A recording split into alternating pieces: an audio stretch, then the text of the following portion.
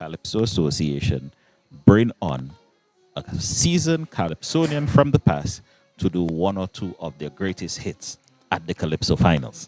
Well, of course, I mean, and the thing about it is that we are trying a number of things at our competitions this year.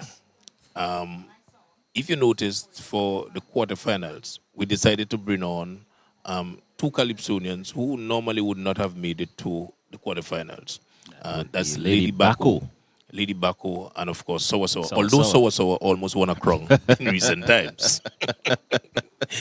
So yeah, so we brought them on. Of course, we think that they need to get the exposure on the big stage as well. You know, this time around, we are going to try with Lord Thunder. Wow. Now you know Thunder is a classic. But we're going to try with Lord Thunder. So he's going to be one of the persons, one of the guest artists. And of course, the other thing that we are doing, Darren, is to try to make the booyah part of our of our show. So this for the semi-finals this year, we're going to have Kwan, this booyah artist. So you don't know Kwan? Okay. Yeah, man, he has some real nice booyah music. So we're going to have him as part of our lineup in terms of guest artists. And we have the Queen herself, the Monarch, Yes. Joy, who will also be performing at the semi-finals. And a number of other persons who did not make it to the semis, but they were almost there. You know, you might have one foot in, but you're not right in. Yes. You know? They're going to get a chance? Yeah, we will give them an opportunity on the big stage as well. Well, I challenge you. Probably you can surprise me on Saturday. He's in the crowd. Before he gets two in the crowd, probably get President Lily on stage to sing one or two of his past songs. Or General Natty. I see the General Natty here and there. The Lady Christine from Marigot. Yes, Lady Christine. Who knows who you can bring on just to do one or two songs. I saw at the quarterfinals, Sour almost put on a show. He was calling for the next song.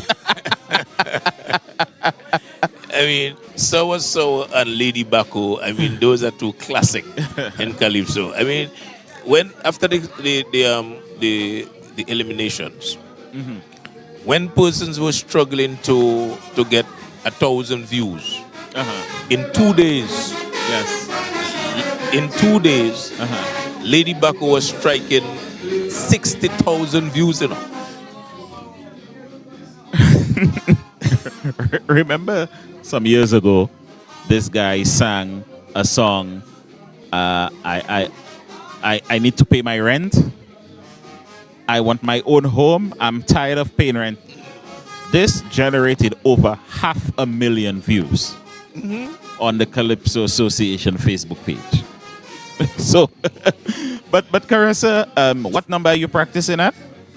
Well, I'm not practicing tonight. Oh, you're not? I came here because my brother Cecil told me that DBS will be here. And I say, oh my God, I mean, look at opportunity. Because I cannot understand that we are not even into the finals yet. And DBS saw it fitting to be here with the big banner and everything looking so well organized. Cecil, congratulations and thank you very much. I mean, I am extremely impressed because I know usually we would have the final practice. DBS would always come to the final practice. But this is not the final practice. And the competition is so hype that DBS finds themselves here tonight to be part of the practice for the semi-final. Well, Caressa, don't leave. We will come back to you in a little while. We're going to take about a minute of sigh, and then we're going to bring in the mystery. So as mystery comes and makes her way to the table, let's go back and take a few seconds of the sigh as he continues, as the mystery comes forward to join us here on the table. But as mystery is coming in, I just want to say tonight's program is brought to you for the kind compliments of IROX. They are responsible for our snacks tonight, and I just want to say to them thank you very much for actually helping us to be here and giving us some snacks to make this a possible one. Just want to say to you, Mystery, good evening to you. Good evening, Cecil. Just so that you had your band practice, so how you felt? Oh, very, very confident, and I really believe that the band did a very good display. They did very well in the practice. And you're prepared for Saturday night, a big night. Well, if I'm not prepared, no, I don't think I ever will be. And on Saturday, week before, Right. you gave us a stunning presentation. And you placed where? I placed number 5. I placed at number 5. Right. For many years that you have not found favor in the judges. Right. This year you decided to sing Pawize. That's right. And one of the things that I have observed in Pawize is you having to stand one place to send a message to the judges. Right. That's very true, very true. Very uncomfortably so.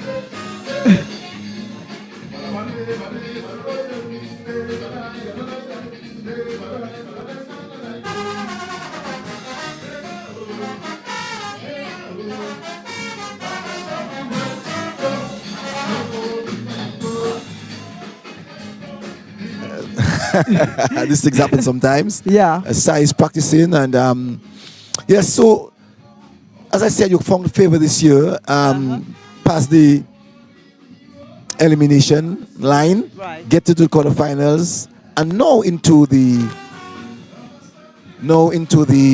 semifinals. Right. Preparing for the finals. What you think that people would have, or what would you be preparing for the people that will be there on Saturday night? Well, I did say in the beginning that I wanted to shock the audience because everybody's used to mystery being a certain way. And I was cornered this year by the writer to perform Pawize. And of course, as you mentioned, it's basically a paralysis for myself. And so basically what I'm going to do is actually present myself in such a way that I play the part. If the Calypso Pawize, well, mystery is going to prove that it is. So on Saturday, I plan to prove that the Calypso is really Pawize. In 2019, you sang Woman Prowling, Right. written by you. Yes, it was. The first time in Calypso. My first time. And I actually was placed in the quarters. I went to the quarters with that one. Why Woman Prowling? It's to me, it's a pet peeve of mine. I really believe that we as women should have respect for ourselves and for each other. And mostly I am deep into people respecting relationships.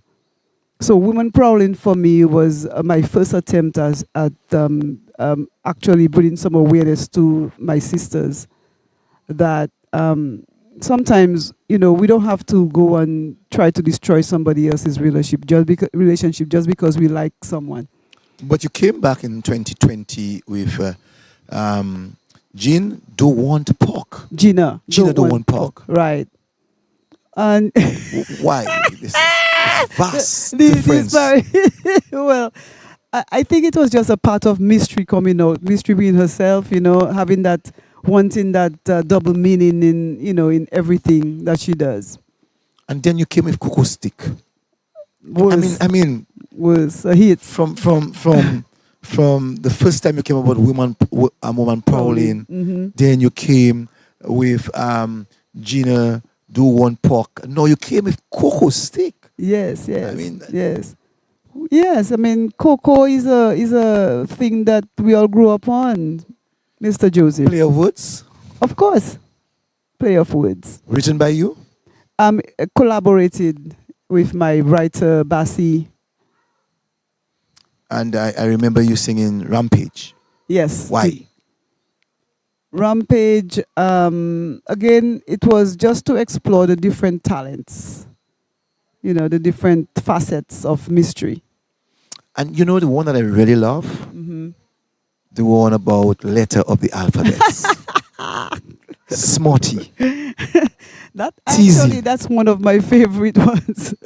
Letters of the alphabet. And you didn't go through with this one. The Calypso was Pawize still at that time.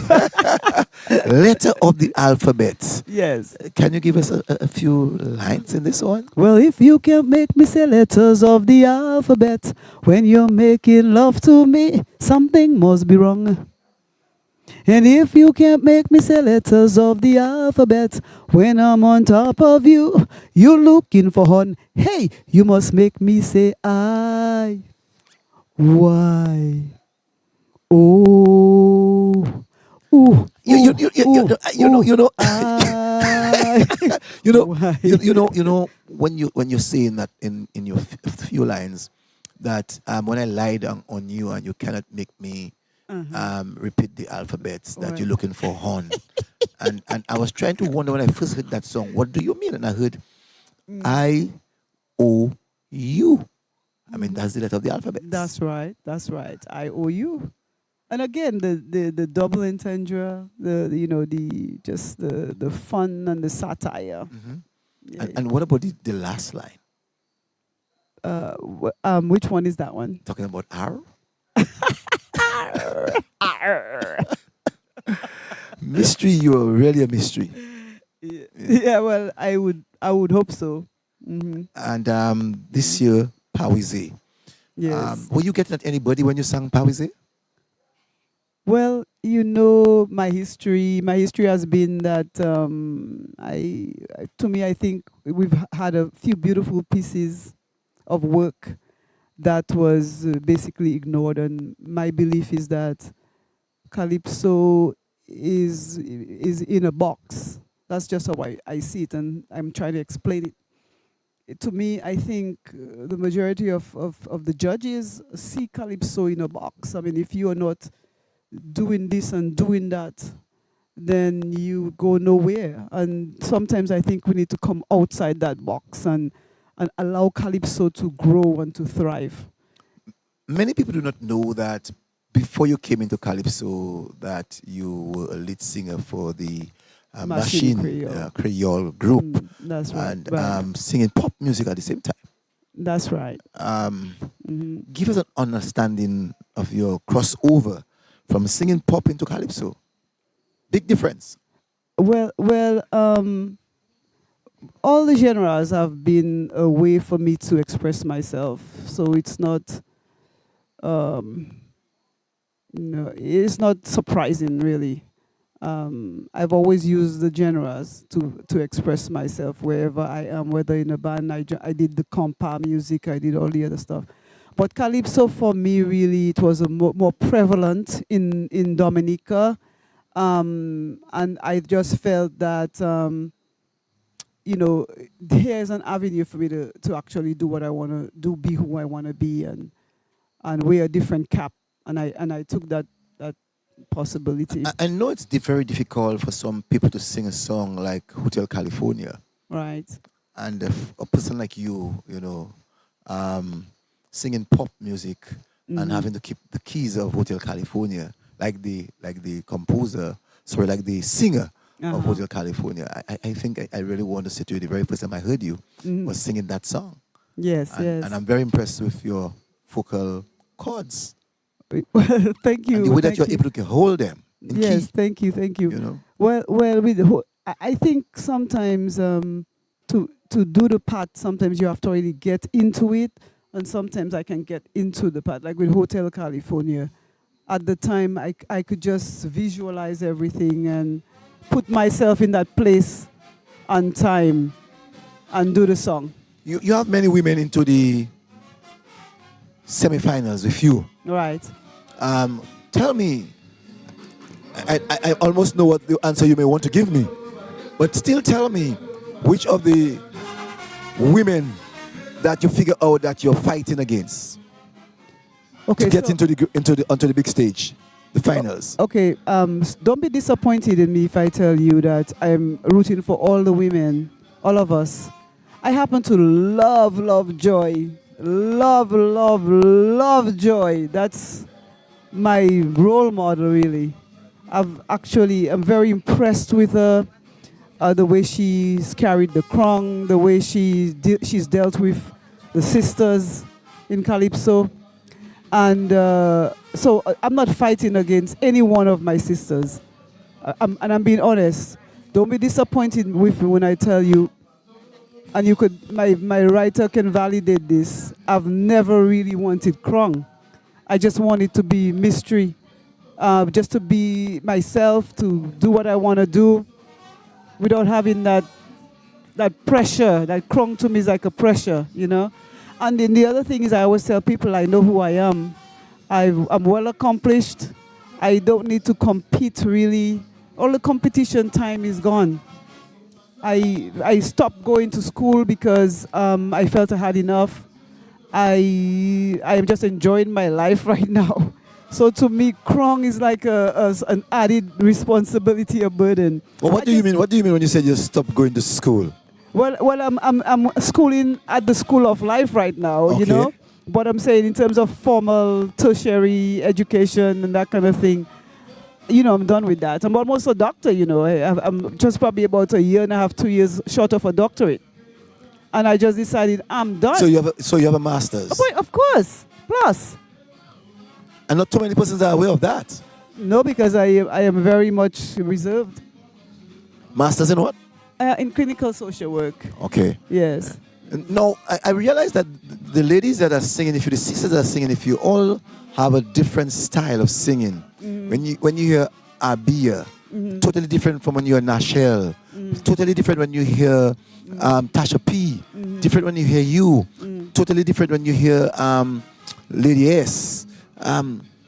It really brings a good flavor to Calypsos. What do you think? Yeah, I think it's beautiful. It's beautiful. And it just shows the wide range and variety in talent that we have in these women, you know. And I'm hoping that this year actually would help attract some even younger crowd into the arena with us.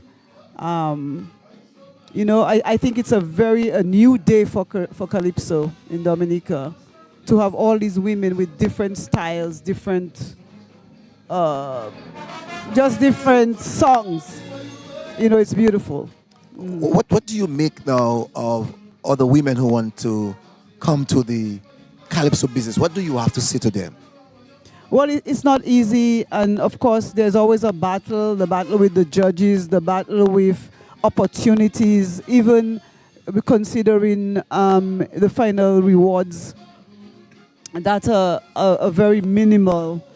It's not easy, you know, but it's part of our culture. It's something that we need to keep alive. You know, we can't be selfish about it, because we do have children. We have a next generation and the next generation. And I think it's very, very important for us to give that part of our culture to them. We can embrace all the other parts that come, the bouillon, beautiful, the compas, the other genres, even the genres that is not ours. Yeah, I'm talking about maybe, for example, like you said, R&B and the other genres. But Calypso is ours, is ours. It's coming from us, and I think we have to hold on to it. It tells a lot about us. What do you think of our influence as seniors into the Calypso business for the school children? That's where we need to start, with the school children. We need to go in there and help them understand it. There are so many concepts that is dying. Even the word Pauise, I mean, most young people don't know what that means. And yet there are so many very interesting explanations about Pauise as we used it in the Calypso that I sang. I just think that children need that education, that cultural perspective to move forward. Let me ask a simple question to you in reference to broadcasters. What do you make of broadcasters whenever they describe Calypso and Calypsonians? Well, when I think of broadcasters, I think of Shanice's song, experts in everything. Honestly, you asked me, right? And what I mean is that I find sometimes it can be confusing. Although there are some very, very good people who understand the Calypso, and some of them can tell you this is a winner and this is not. But I think also some of them can be off as well, because we're all human. And then also too, if you look at that, you can take that and look at the judges as well and what's going on. I mean, some of them will have it and some of them won't. Some of them have biases and some of them may have very little. So it's just part of it. It's a part of the whole thing. Judges are human. Radio personalities, they are human too. Broadcasters, they are human too. So, like human, we make mistakes. We will get upset if people Yes. say things that you think contrary to what you think you sang about. That's right. That's right. And what message would you want now to send to this type of broadcasters? I think they play a very important part because I think they keep the culture going. The Calypso, the awareness, they help keep it going. We need that, but just try not to be too biased. Basically, just try to be fair in your analysis. But that's all I could say. A broadcaster can also say that maybe sometimes if you sing something, you may not be fair in your analysis, or you may not be factual in your lyrics of your song. And the broadcaster might also say that he did not understand your rendition. And if you don't understand someone's rendition, how much it can affect your lyrics. That's right. But it can also affect people's perspective about the song.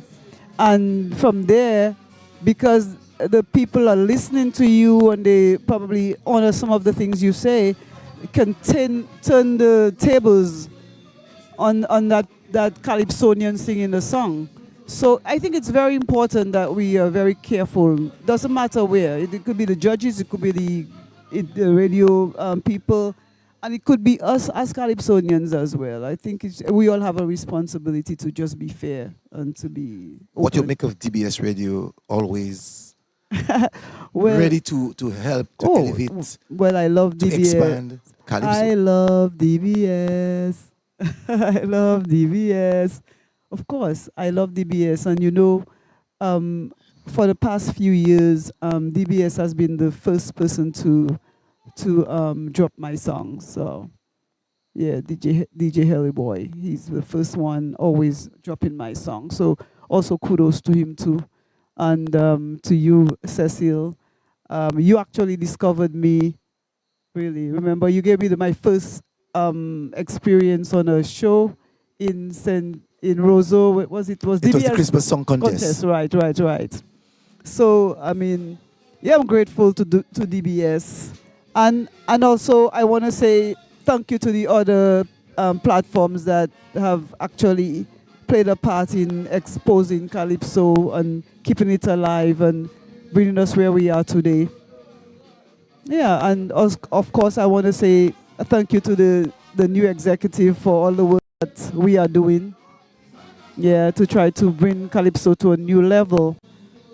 And you're very much satisfied, because I know that you're one of the Calypsonians previously who was very critical of the previous administration. Now you have given the opportunity to serve, right? And you're seeing things in a different perspective. Right. Now that you're in leadership. That's right. And you may have understood, or you may just understand the role that the previous administration would have played. That's right. Absolutely. And while some credit is given, I think the move was the right one. Yes. So just want to say to you, Mystery, thank you very much. You're welcome. But before you go, tell me what's your plan for Carnival? After the finals, for me, I just want to rest. Go on the beach, do something like that. Yeah. All right, then. Thank you very much. Yeah. All right. So You're welcome. So Daryl Thank you for the Tits. interview. Yes, thank you very much for the interview yourself. And good night to Dominica and the listening audience everywhere. All right, then. Thank you very much, Mystery, for gracing us. You're welcome. All right, so we just heard from Sai. Let's see if we can get Sai. Let's see if we can get Sai just from doing his practice with the band, preparing himself for Saturday. And we have other Calypsonians who are there. I'm seeing Nashel is there. I'm seeing all of the other Calypsonians who are preparing for that finals, that grand finals. And maybe I can call Nashel to see if she can come in and have a few words with us. So before she gets into the band house, let's hear Nashel giving us a few words for her preparation, about her preparation for that grand night on Saturday. Nashel, good evening to you, Nashel. Good evening. Don't play shy to the mic, because you're accustomed to the mic. Good evening. Good evening.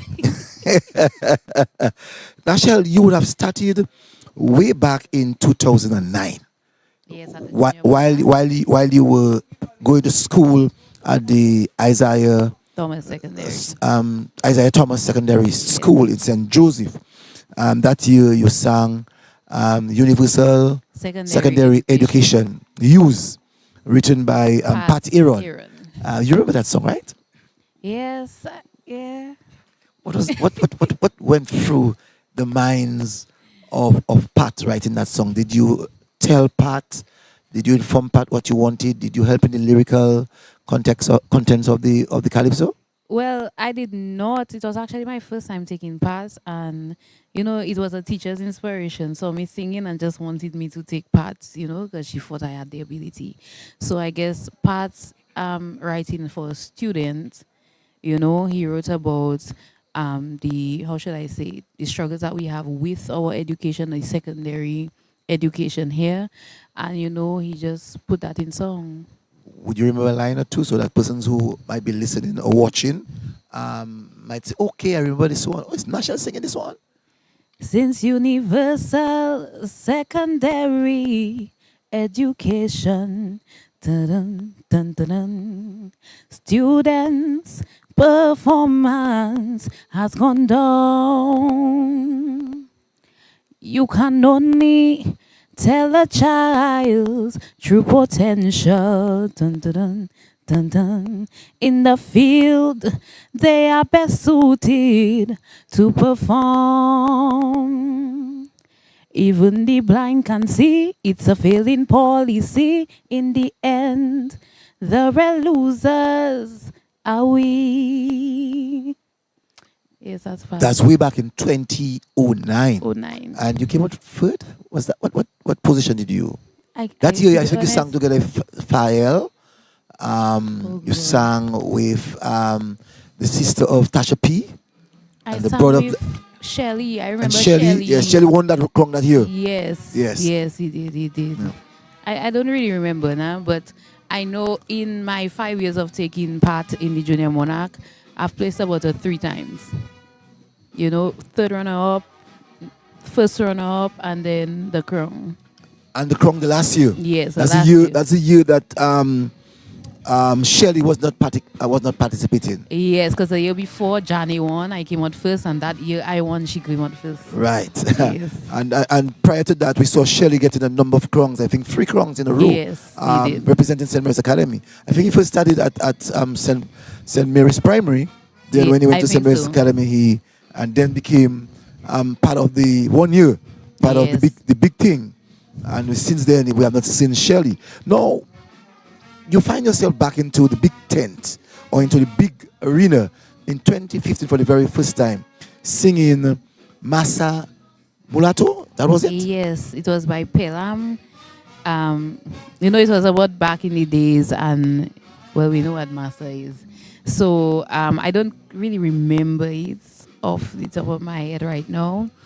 But yes, that was the song that I went into. But for me, it wasn't so much of a first experience, given the fact that in Junior Monarch, I got to sing in some of the tents like Mass Camp and Stardom. So I had that experience with being in a bigger crowd, you know. So from that, I mean, it started there and then I grew. No, also too, I remember in 2020 or 2021 when you sang at the one song competition. Yes. You had a very powerful song, but you find Yes. yourself not able to deliver. 2021 was COVID. Well, yes, I made it to you the sang that one finals. wrong. Yeah, you made it to the Yes, finals. yes. And many persons felt that you would have been in the top three, but you did not deliver as expected. To be honest, Huh? I don't know when last I watched that clip. Oh, I wonder why. I just try like every year to improve on what I learned from the year before. So I would watch my clips from the year before because I know every year I improve based on what I see I did wrong in the year previously. And you found yourself since then, 2021, to this time, still singing Calypsos. Yes. What impressed you about Calypso? Calypso is I just love it. It's like my bread and butter. With Calypso, you know, with the Junior Monarchs, I paved my way. So singing was for me a getaway from all the struggles and the depressions of life, you know, going in your teenage years. And I use that as fuel. You know, I wasn't as fortunate as a lot of people. So my first runner-up, you know, I got a computer. I was in 4th form, so I was doing my studies. I held the money. When I won in 5th form, I needed to pay my CXC. So that was a great opportunity. Saved my money, paid my CXC, paid my graduation. So Calypso did a lot for me. Woman on a mission. Yes. So that's why I never give up on it, because I always believe it has purpose. It has a meaning, and it has done a lot for me. So for me, it's like home. And I found myself, you know, following Lachelle on Facebook. I'm a big fan of yours. And I'm very impressed by the work that you do on Facebook, singing some of the toughest of songs, especially those of Dice. Yes. Tell us how you're able to do that. Well, for me, I have a kind of a pictographic memory. So I could hear something playing right now and just hear it once and sing it with it. Or I could write it down now and I could just learn it now for now. So even some of the songs that I did, like I did a scrunter and so on, I just listened to it for 2 minutes and then I sang it on the Facebook. So it wasn't hard. And you know, the style that you have on Facebook, I don't know if it's on a bed you are, but you're so very relaxed. You know, lying on your bed and On a couch, yes. And on a couch? Yes. Yeah, every one of them. I mean, Yes, I have a yes. number of your songs, a number of the songs that you have sung. I mean, and I'm very much impressed. I said one of these days I'll ask you in a tent to literally belch out a medley of those songs. Oh my God. Oh, That shouldn't be God. difficult. Let's see. I wonder what Facebook is giving you for that. Nothing as yet. Not fair as yet. But I love it. I just love the art form. So for me, it brings me joy. It brings me joy. If I feel sad now or upset, I put on a Calypso and I just sing. So I love it. It's part of me. Your writer gave you a powerful song this year. Yes. When you first received that song, what you made of it? Well, I didn't receive it. We were actually writing it technically together. I mean, we were always sending voice notes back and forth as per options or what we think would work better in the song. You know, but when I received it, I just love this song. I don't want, you see, initially when we said, boy, it would song, a man would sing that better, you know. He had a slower song for me. And I was like, I love this song, you know, but let's give it to, and I'll start with my slow song. But, you know, in the event that, you know, the person could not handle the material, we just decided, you know, I'm going to go ahead with my song. And to be honest, I was happy because I wanted to sing on that So topic. you actually started writing or co-writing with the writer Yes. with that one. Yes, and that was since the exact day of the incident, actually. So that's when it started. I was like, I like that topic. Let's So make why a song. so why was that song so much in controversy? Because initially, well, as I stated, he stated that a man would song better with the song. So we decided, well, to give it to somebody in the Calypso fraternity. And so, he said, let's give it to Fredo's. I think Fredo's would sing the song well. So he got to Fredo's, and I said, okay, no problem. But then in not being able to deliver the song or learn the song, he was like, Nashel, I'm going to give you back. I'm going to give you back the song. And I guess, give me back my song, please, because I like the song. And I learned it less than 24 hours, the entirety of it. And Fredo's not knowing the facts behind the song, because he initially sent my writer something to, but my writer was like, we already started working on a song, so he's not even going to, take that into consideration. And I guess not knowing the facts, he figured that, hey, I helped write that song, that was my topic. But we have so many songs on the same topic in Calypso, and all of them come from different angles. So you cannot just say something is your song, you have to have the proof. And I initially had the proof of voice notes, messages of us putting that song together. So the controversy ended. Okay. And the very first time I saw you present that song was at the first opening of the Stardom tent. Yes. Good delivery. Thank you. Could be better. And I remember making that comment that that song is going to be a big one at the quarterfinals. So you did. At the quarterfinals, tell me how you felt presenting that song. Well, at the quarterfinals, I could be better. I Could can be say better that. still? Of course. I mean, I placed number 3. If you're not number 1, you could always be better. But for me, it was more of just ensuring that I make it through. So we already know that, how do they say it? Performance, presentation takes about 10 points. Your energy, your everything, And I was like, the lyrics carry more, rendition, melody. So let's try to attack those. Because a lot of people were saying, she needs more energy, she didn't come with. But it was all planned out like that, because I knew that my main goal was to go to the semifinals. So I had to try and attain as much points as I could, make sure that when that song comes off of my mouth, it's almost like studio. That the judges hear everything and they see every action, and then I take it from there.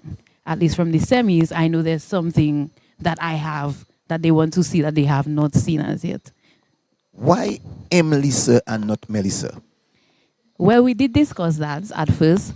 Commissioner Melissa, Commissioner Melissa. We think that the Melissa has a better intonation to it, the ring of it. So it's not a mask, as I heard certain people saying. It's just that it flows better with the song.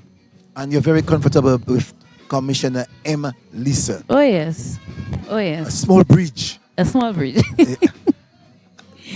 No, let me ask. How did you find yourself having such a beautiful voice? Were you in church? Was normally ladies or men with beautiful voices like yours normally stem from the church and then elevate? Well, for me, I didn't start from the church. I didn't start from a choir, nothing. My mother was impaired in speech and hearing, so she couldn't speak and hear. Your mom couldn't? No, she couldn't speak and hear. And surprisingly, my sister has even a beautiful voice. Sometimes I say better than mine, because she's a nice harmonizer. But she couldn't speak, but she always loved listening to Calypso. And that's how I got into the Calypso vibe. Her favorite song was Daddy Chess, Wild West. So I always, listening Your to mom her sing. Yes. Couldn't hear? She couldn't hear. She Couldn't couldn't speak? talk. But she Oh, always hold on. listened. So how would she? The rhythm. What? So she would You dance. serious? Yes, because they say when one of your senses or some of your senses are down, the rest, it gets stronger. So she would hear the beats most likely, and she would jump, she would dance, she would. Yes, I remember that year Daddy Chess had Wild West, and he had the hats he were giving at finals, and she came home with one. I was going to school. So from that, I just like the Calypso. And That's an amazing story, yeah, I just wanted to You say. need to tell us a little bit more about that story, because I'm sure people who are listening now would want to hear much more about your mom. My mom was a wonderful person. I mean, in the light that she couldn't hear and speak, she was great with every other thing. So washing, cleaning, like doing whatever it is. she would do it. She was a hardworking person, very ambitious. She would always try first. That's one thing. Even as an adult, I would go to work sometimes, come back, my clothes wash, food cook, house clean. She would take care of my kids if I have to work overtime. So, I think that disability is not always a bad thing. Sometimes it's a good thing. And it's amazing to hear that story about your mom listening to Daddy Chess Wild Wild West and dancing to it, Yeah. and would have gone to the show. Yeah, she went to the show. She's always at a show. WCK was her biggest man. I have a picture with her when I was a little child with my WCK shirt, and she have a WCK. Everywhere she go, I would be.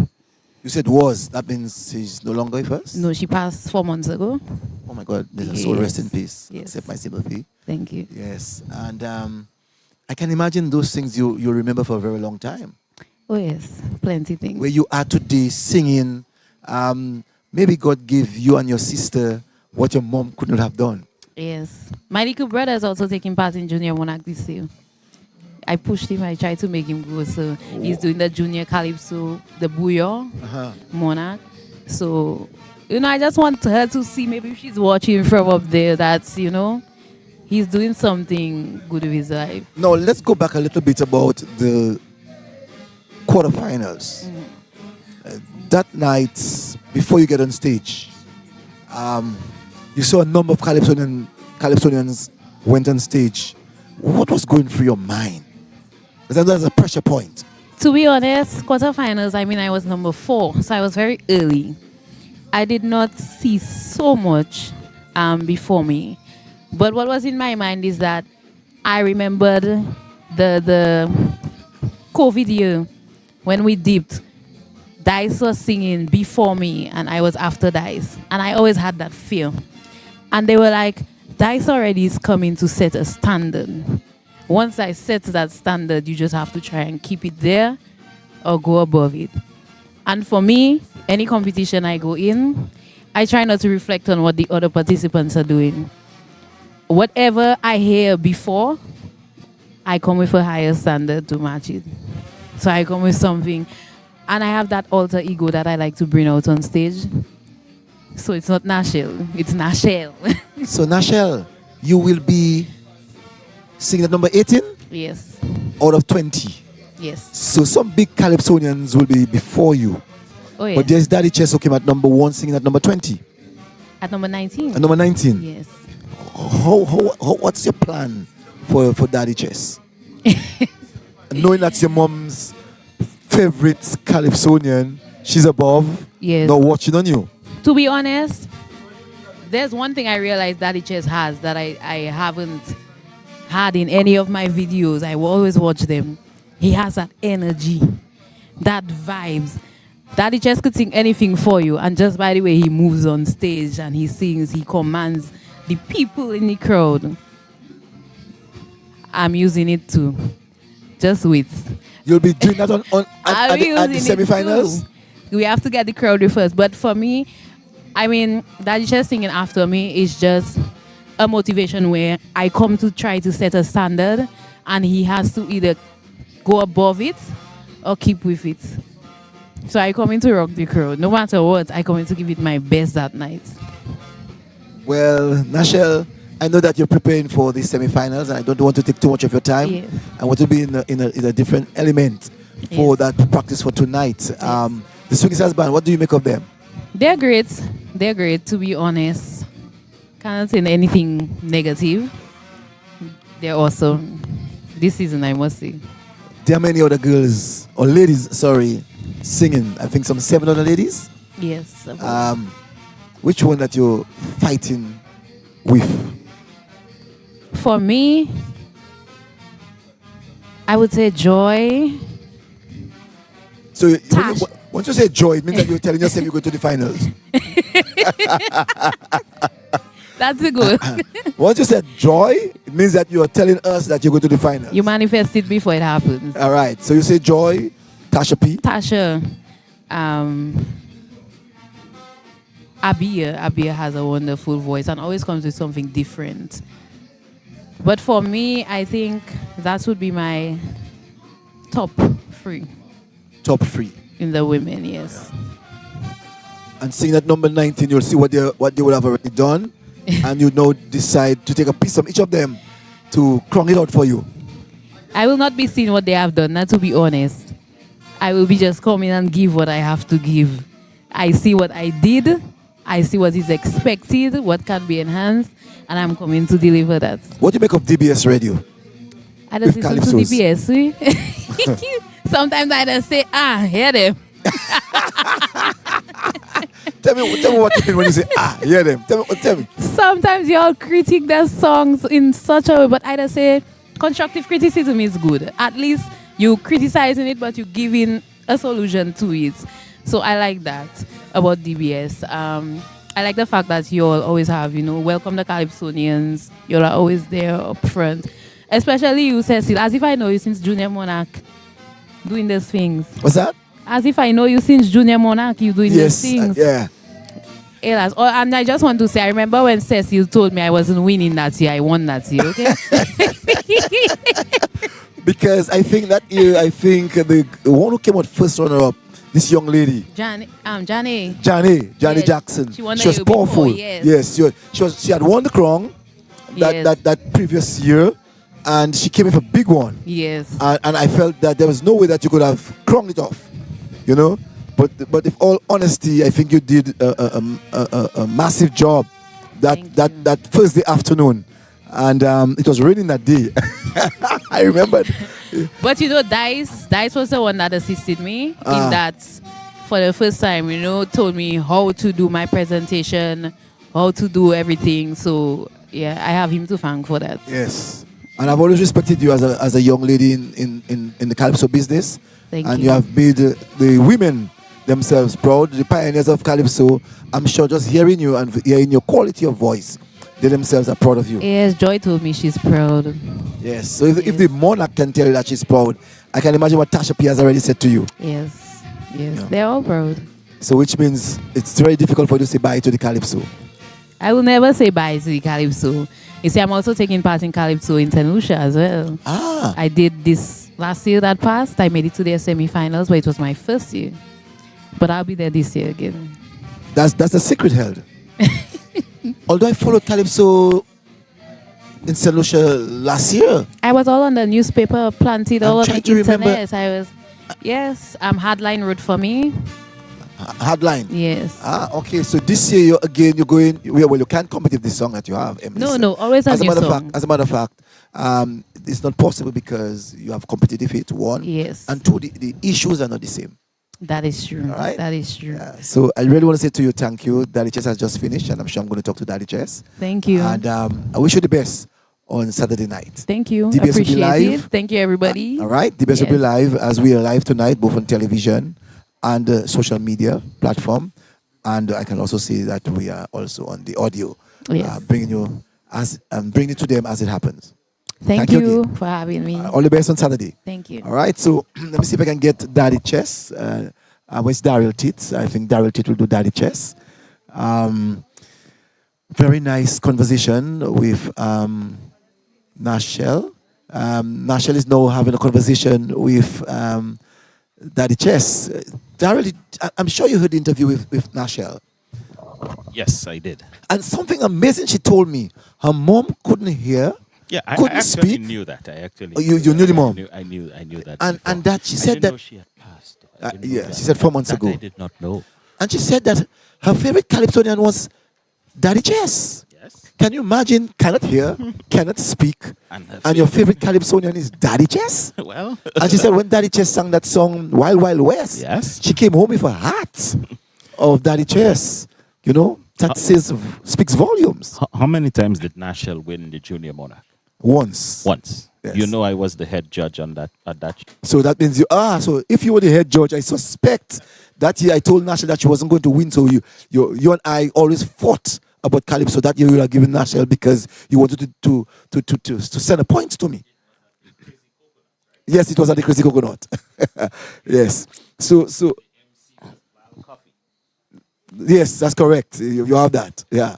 Something is wrong with your mic. I'm not sure what's going on there, but the mics definitely seems to be off.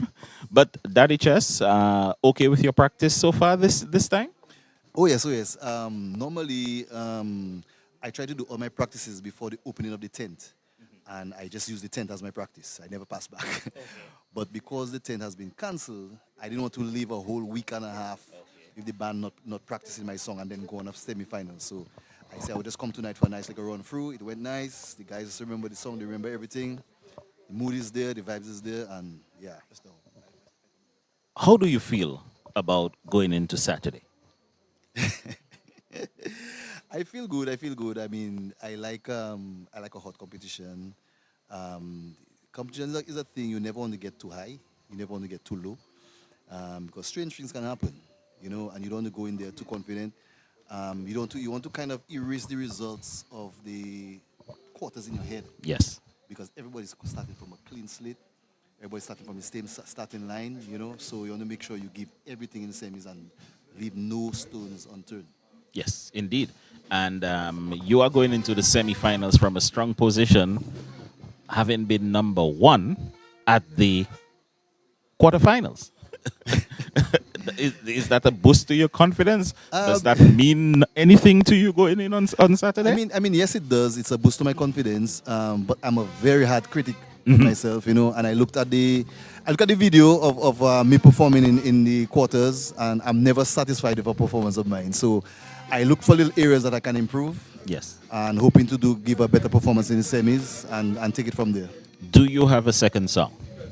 Yes. Okay, good. So,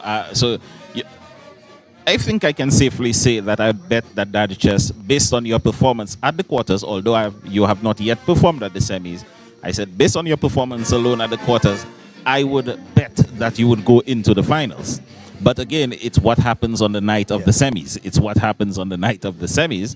But Daddy Chess, you have been in this thing for 25 years. First in 2000, and then winning the Monarch in 2001. You have not won a crown in 25 years, Daddy Chess. Is this your biggest year yet since then? Maybe not. I wouldn't say that. I would say the biggest year. I would say maybe in the best position. Okay. Maybe in the best position. But I'll tell you, I miss Dice. I like Dice in the competition. When Dice in the competition, it gives it a kind of vibes, you know. Okay. I miss him. But you have to move on. You still have to do what you have to do. And I like my positioning. I like where I am right now. And it's just up to me to put in the work and make sure I don't get too relaxed and come out and give the audience what they're looking for. Okay, good. So what is your game plan going into Saturday? Are you coming out just to clinically deliver? Or are you coming, do you have props, as they would say, and that sort of thing? Or I never do props in quarters and in semis. quarters. Okay, good. You Never, just, no matter you what deliver. the case is. Even if I come ninth, I never do props in semis. You deliver, and then you go to the finals, and then you put on the show. Then you put on the show. But Daddy Chess, one of the things that I observed about your composition this year, it delves into many topics. It starts off from a personal level and goes to national issues. It gives political advice, I dare say. Who penned this composition? It actually started off with Peter, you know. Okay. Peter had the whole roof leaking concept since last year, Carnival. Okay. I had actually completed that song last year, Carnival. I did not use it. And I scrapped the whole thing and started over. Started afresh. But he had the concept roof leaking. He had the melody and the chorus. I changed a few things in the chorus to strengthen it. And I penned the entire verses all over again to make it, you know, more suitable to myself. And I mean, actually, my favorite verse is the first verse. Why? Because it really touches on areas of everybody. And it actually walks you through a day of a person. You know, you wake up in the morning, and for some people, you have to wake up at 4 o'clock, and by the time they're ready to go to work, they're already tired. Because, you know, you're making food for the children, you're sweeping, you're mopping, you're doing this, you're doing that, and you're ready to go to work, and you're tired already. And then you go to work, and your boss still on your back. Yes. You know what I mean? So that's a typical day for a lot of people, and people can identify with that, you know. So it is actually my favorite verse because I think that is the one verse that most people can see themselves in. People can relate, and it establishes the song for what is to come. Is there a possibility of a next verse should you make it through to the finals? This song actually has about 8 verses. Oh wow! To be honest, I had 3 different verses that I could have started with. But I'm a person who, when I write a song, unless I get excited about what I write, Yes. it's just never good enough for me. Unless I get excited, I have to continue working at it. And there is one verse You're toying with. I actually wrote it not to record it. Oh wow! Okay. I wrote it not to record it. Uh-huh. I am still contemplating in my head whether I want to use it in the finals or not. I suspect you'll go with it. Time will tell whether I use it or not, but it was never supposed to be recorded. Okay, but I'll ask you this though. This song, in terms of roof leaking, why so upbeat? Why so upbeat? Yes. Very serious Calypso. Great advice. Why so upbeat? The thing is, sometimes I didn't want, okay, there are certain things in that song I did not want to make sad. Okay, understood. And whenever you're going to make a slow song and you make it sad and you start using minor chords and stuff, you're going to really sadden out the atmosphere, and depending on what you're singing, you don't know how you're going to react to that. Ah, yes. Uh-huh. So it's like, for instance, if you have a female calypsonian singing about something, let's suppose cancer, and her mom died of cancer. Oh yes. And you have Can this evoke some emotions. lamenting style. You never know what may happen to her on Yes. stage. So you have to be careful what you're singing and what type of mood you are. You're singing it. So I wanted it to be get the message across, but still be upbeat. I love competing with a fast song. I love to see the audience jumping, and I always feel better when I'm in a competition with a faster song. Yes. Although I perform slow songs better in my opinion. But I like to compete with an upbeat song. It sets the tone for your entire year. Yes, indeed. It gives you that. Dennis Joseph used to say something, pep in your step. Yeah. But that is just, you are going into the semis. This is your. Have you been to the semis every time you have competed? Yeah. At least the semis? And you probably just not made the finals on 1 or 2 occasions? Yeah, okay. right. So you're going into the semis on Saturday. From 2000 to now, this is your 26th year. Maybe not your 26th time, but your 26th year in the competition. And this is the somebody remarked to me, this is the best I've seen Daddy Chess since Wild Wild West. I did not see you doing Forward We Go. I was not around for that. But definitely, I think this is one of your bigger years. And I look forward to what you come with in the finals, should you go through on Saturday. And as I said, if I were a betting man, I would think Daddy Chess would go through on Saturday if he were able to replicate his performance from the quarterfinals into the semifinals. Daddy Chess, sure. Is this your last practice, or will you be back again? Normally I do not practice once the tent has opened. A lot of people think that Daddy Chess gets the most practice because Yes. he swing stars. No, I have a every year I do the same thing. I try to get 3 practices in before the opening of the tent. So my first practice is always on the first day when nobody's ready. Okay. So I work out the band on that first night when everybody's still at their home trying to get their scores together. Get their things So together. I always try to be early in that regard. I get a second practice and I get the third one the night before the tent opens. Yes. Once that happens, the next time I come here is for the second song. Okay. But yes. it so happened that the tent is not going to happen tomorrow night. Yes. And I didn't want the band to go a full week and a half Without. playing my song, and then I'm going to a semi-final. So I said, you know what, I'm going to come tonight, have a nice little run through and see where the band is. And we're supposed to be having this thing at the Realm on Friday. I'll be passing through and probably do a little something there. And be ready for the semis on Saturday. When can we expect the second song? Once the semis is done, We can expect the second song. The tough thing is that Peter normally does my music, but you see where Peter is every night. Yes. Oh, wow. So sometimes I can't get him at the times I want him, especially like this week. So it's we actually plan after this session tonight. We going in the studio. Okay. All right. So we might be in studio 1 2 o'clock tomorrow Oh, morning. wow, wow, wow, wow, wow. Yeah. And still get up to Because go to work? yes, Wow. because when we did my first song, I did my own recording. He Yes. came to the band house on a Monday, Uh-huh. and every year I make him give me a crash course. Uh-huh. So and I recorded my whole thing Yes. in the studio, and then I forgot the little speakers on. Mm-hmm. So I did I did the entire song, and the next day Peter said, "But just I'm hearing noise." I said, Oh, "What wow. noise?" You left the speakers. Said, "Yeah, you left the speakers on." I was like, "Oh my god, let me have to go and do this whole thing again." So then I told Peter that I want to release on Thursday. Uh-huh.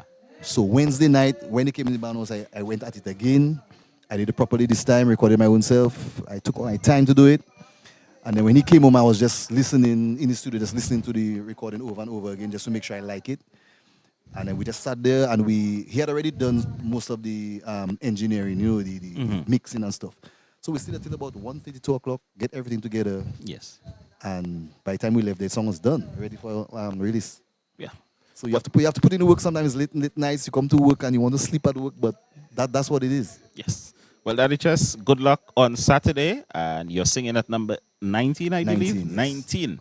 One before the last. After coming first at the quarters, you're performing at number 19 on Saturday. Good luck, Daddy Chess. And if you live up to what you did in the quarterfinals, I think you stand a good chance of being in the final 9. Thank you very much. I just want to encourage everybody to come on out on Saturday. Support everybody. I know everybody has their favorite Calypso student, but support everybody from 1 to 20. And I want to big up DBS for coming here, taking the time out, coming here late night. That shows the real interest in the Calypso, the vibes, the culture. And everybody should take a page in your book. Thank you. Thank you Yeah, very man. much. Daddy Chester Leta, who is singing at number 19 on Saturday. And he will be singing his popular hit, Roof Leaking.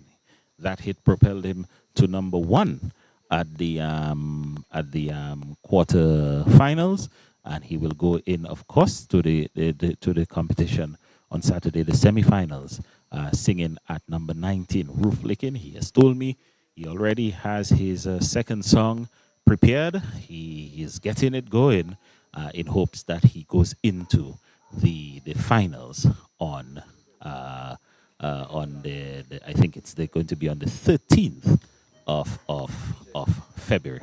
Cecil, the practice seems to be rolling. I Yes. think there have been about five Calypsonians who have practiced so far, and there's still a few more left. I think Nashville is Nashville up is now. now- Nashville is up yes. now.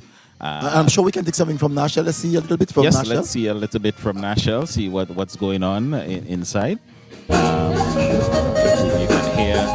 You can hear what is going on. The door is open, and Nashville singing her popular Commissioner. And listen, what number was she at the quarters? What number she came at the quarters? She was at number. She was in the top 5 so- for sure. Number 3. Number 3. Okay, Yes, so number she was 3. at number 3 Yes. in the quarterfinals, and I think this is the year that she may find her first time into the finals, Cecil. And She in 2021 she was in the finals. You remember at the COVID, the one. Oh, well, one that song. doesn't count. In Yeah, my I know, mind, but that I'm just doesn't saying count. that I don't think that counts. she's accustomed of getting to the higher Yeah.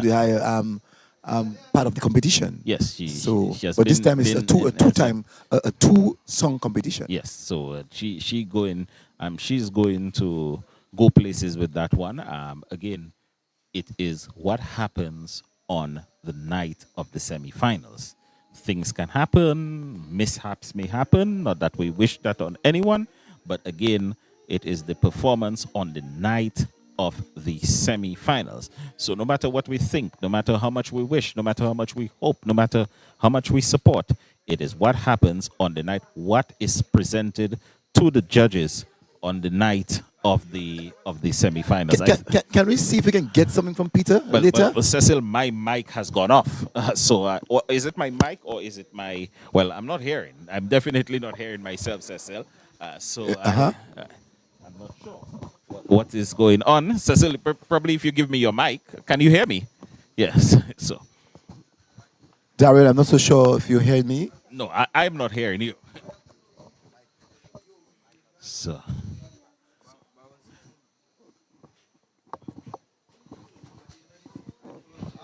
Well, I think it has been a very tight. Well, no, well, we.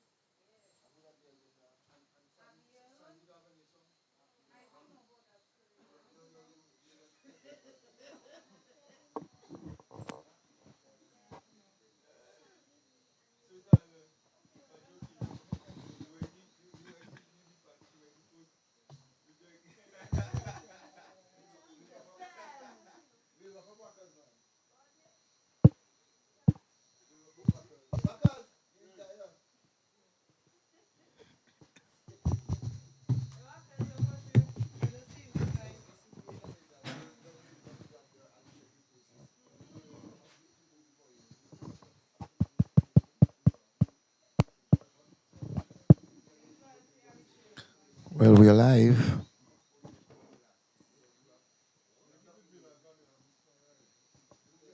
Well, we are live at the band house of yes, and yeah, well, you just want to say that we are live at the band house. That's what we have just been told. Yes, right now I'm getting it very clearly. Peter Litter, I wanted to say have a few words with Peter Litter, the band coordinator, the band leader, Peter Litter. So, Daryl, let's see if we can get Peter Litter with us. Let's see if we can get Peter Litter before he gets back into the band house. Um, a short very one. short thing. Yes. I would just want to apologize to our viewers Yes. and listeners. Unfortunately, our mic just decided not to. It's not the mic, it's the headphones. The We could not headphones. hear ourselves, but everybody could hear us. I got a couple calls. Peter, how's practice going so far? Practice is going flawless, flawless, flawless. Take your time, man. Any hitches? So it seems everything has been clinical.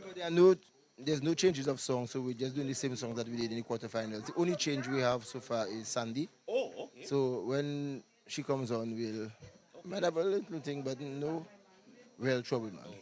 Troubles.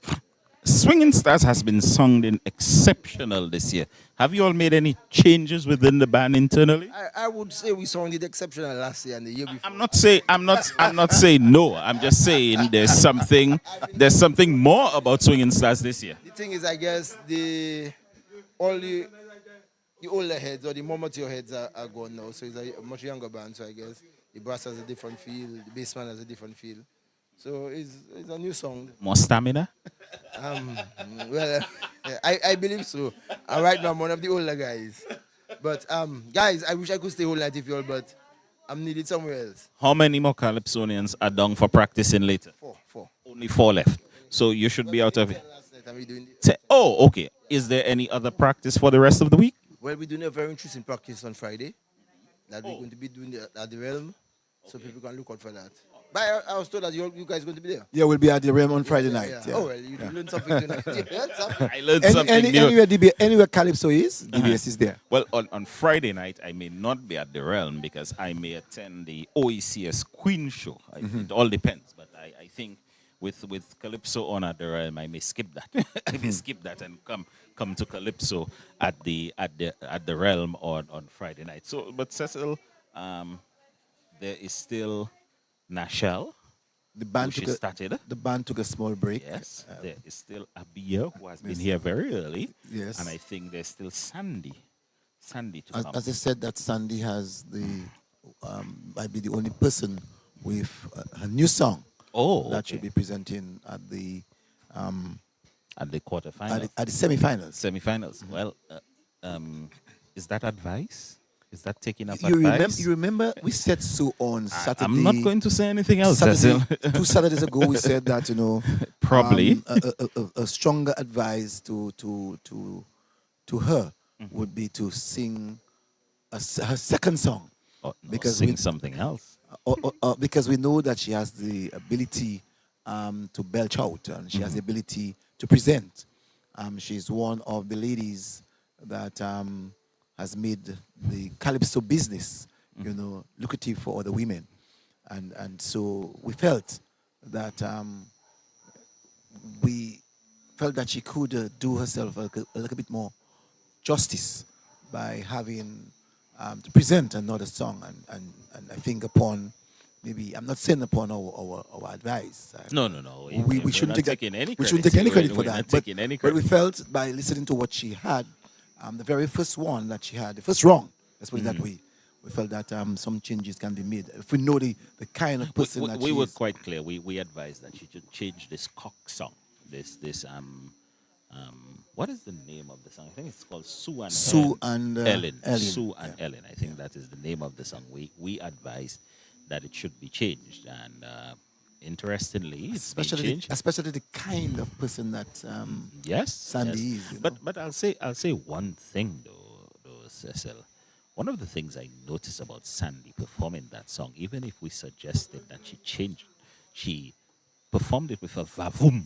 She sang that, she belted that one. She sang that song like she is the owner. Yes. She is the owner. But she sang that song like no one else could have. Yes, indeed. And she presented that song, and she rolled back time with her, and commanded the stage. Her Yes. vocal cords were powerful.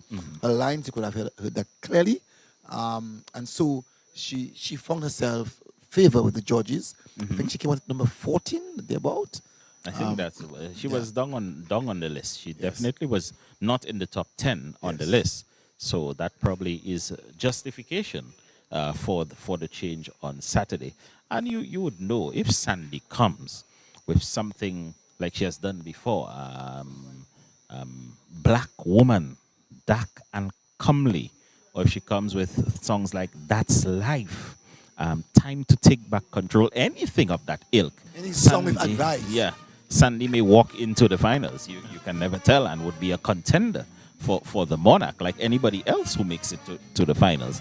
But let's see what she comes up with. Let's see what's the change going to bring, and let's see if it will make a difference into whether she goes into the finals or her journey ends at the semi-finals.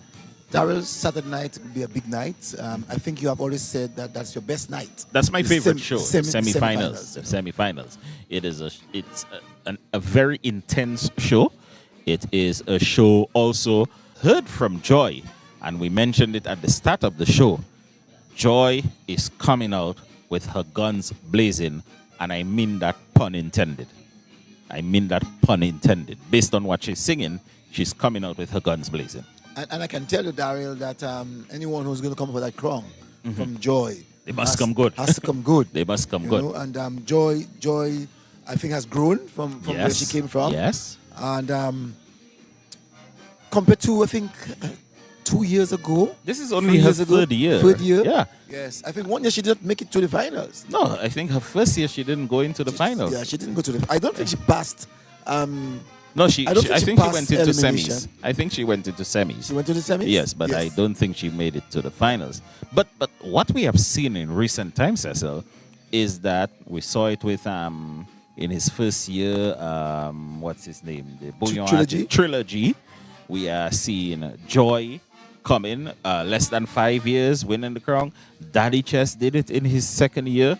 Tasha P, I think, did it in her second year. Yeah. So I think Daddy Chess also did it in his second Daddy year. Chess did it in his Within second 1 year. year? Within 1 year. And Trilogy in his very first year. Yeah. So we have seen Calypsonians very early on tasting glory, being crowned the monarch. Gone are the days when guys would be in this competition for 5-10 years. Even Bob, I think, spent over 15 years in the competition before Bob got it in 2019. 2019. The year before Yes. COVID. So I think he... No, not 2018. 2018, yes. Yeah, so, no, 2019. Jerry got it in JD did 2019. 2019. Yes, JD in Or 2020. One of them. Jerry was the longest. Yeah, he served as Calypso monarch for 3 years right. without defending. Right. so in 2018, Bob would have gotten the crown. Even the JD was around for some time before almost he 10 even years. made it to a finals. Yes, before he made it to a finals, and then came big. Observer was around for quite a while before he made it. Hunter would have won a crown, I think, in his maybe his fifth year. Yeah. Bricks would have won a crown in his second year. In his second year. Yeah. You know, I wonder, Hunter. I'm not Hunter. Sorry. Hurricane. Hurricane, I'm not sure. Scrunter would have come aboard in 1988, and he would have won in 93. Yes, that's like 5 years. Hurricane would have won in 91. 91. 91, 92, you know. And Hurricane was a while around for another a few guy years. who did it very quickly was Ventura. Okay, Back to back. yes. Within 2 years of Ventura competing, would have gotten Monarch. Would Trinidad have done it very early Trinidad as well? would have done it very early. Trinidad got it, I think, in 1981, 82. 80 or 81, one of them. They're about. No, Spider was in 80. Spider was in 80. So you it know, must have been 81, 82. 81, 82, somewhere there about. So it's good to see new, and it encourages others to come forward and get it. Now, there are some people who have been around for quite Calypso lectures. There has to be something more than just the season of Calypso. This Grand Calypso house cannot be closed for 11 months out of the year. It cannot be closed. You have to make use of it. You should invite Calypsonians, past Calypsonians, writers to give lectures on certain things in the off season. You can also have Calypso parties. Why not have Calypso parties? Nice house parties featuring Calypsos of yesteryear. Tell people about NC. Tell people about Rabbit, Trinidad. How many of us know who is Ventura, the Wizard? We know those of just a few years ago, but what about those of the 90s, those of the 80s? There were quite a few Calypsonians who won the crown between 1980 and 2000. NC, Ventura, Wizard, Hurricane, Scrunter, okay, Rabbit, Spider, Trinidad. These are all people who won the crown, but what do we know about them? Is their music still available? Is their music still available? So these are some of the things I think the Calypso Association have to do in terms of preserving and promoting the art form. And these are good points, Daryl, because by and large, Dominicans love the Calypso. Oh, yes. And let us not just love the music, but we need to love the history. Yes. Because Dominica, fortunately, is one of the countries that actually have Calypso at its palm of its hand. Yes. And cherish and has been cherishing Calypsos. And also Calypso governs itself. We have a Calypso Association which runs the art form, puts on the shows, gets its own revenue, has its own home. It's the Calypso House. And we have to be proud of that. In other countries, Calypso shows are put on by the Carnival Organizing Committee. And I want to say, though, Daryl, that one of the reasons for that is the involvement of DBS Radio. Mm-hmm. DBS Radio has never stopped playing Calypsos. Every Monday, we have a special program on Calypso Night. Outside of Calypso Night, you find that during our normal programming that we are involving in Calypsos. Although I'll say this, Cecil, I would like to hear more Calypsos on DBS this year. I'll say this, okay? I would definitely like to hear more Calypsos on DBS. I have not been hearing enough. I'll say this, you're the manager, you deal with it as you see fit, but I'd definitely like to hear more Calypsos on DBS this year. Well, I'll take as a note. Yes. but I can say that I'm hearing quite a lot. Well, probably we have... I can tell you, I tune in the mornings, in the afternoons, and in the car as well. But I can tell you the times I've tuned in, okay. I have not heard in my mind enough of the current Calypsos. But I must compliment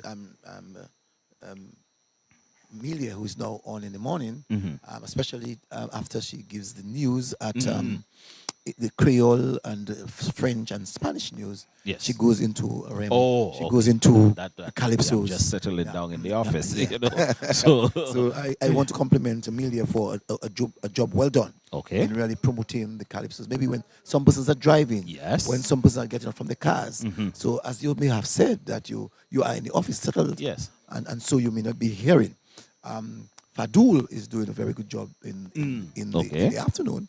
Hazari himself, when given the time, because in the mid-morning, DBS, as you always know, is very packed with programming. yes, indeed. And so, in terms of the Creole aspect of it, we don't have enough Creole calypsos. And I think that's where we need to get to now. We some years ago we lost this gentleman who really creolized his calypso.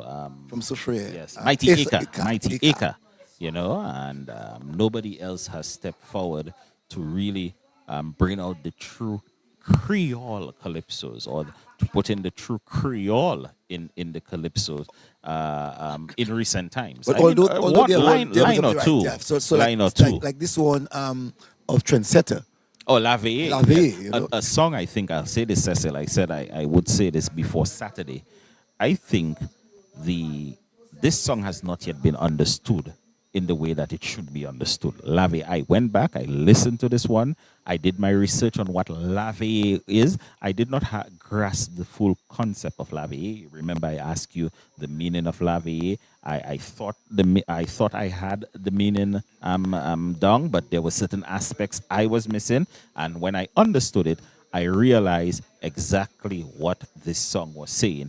And I think so far, based on the results from the quarterfinals, I am not 100% sure that this song has been fully understood. And I want to agree with you too, Daryl. And but let's see what's going to happen on the night of the semifinals.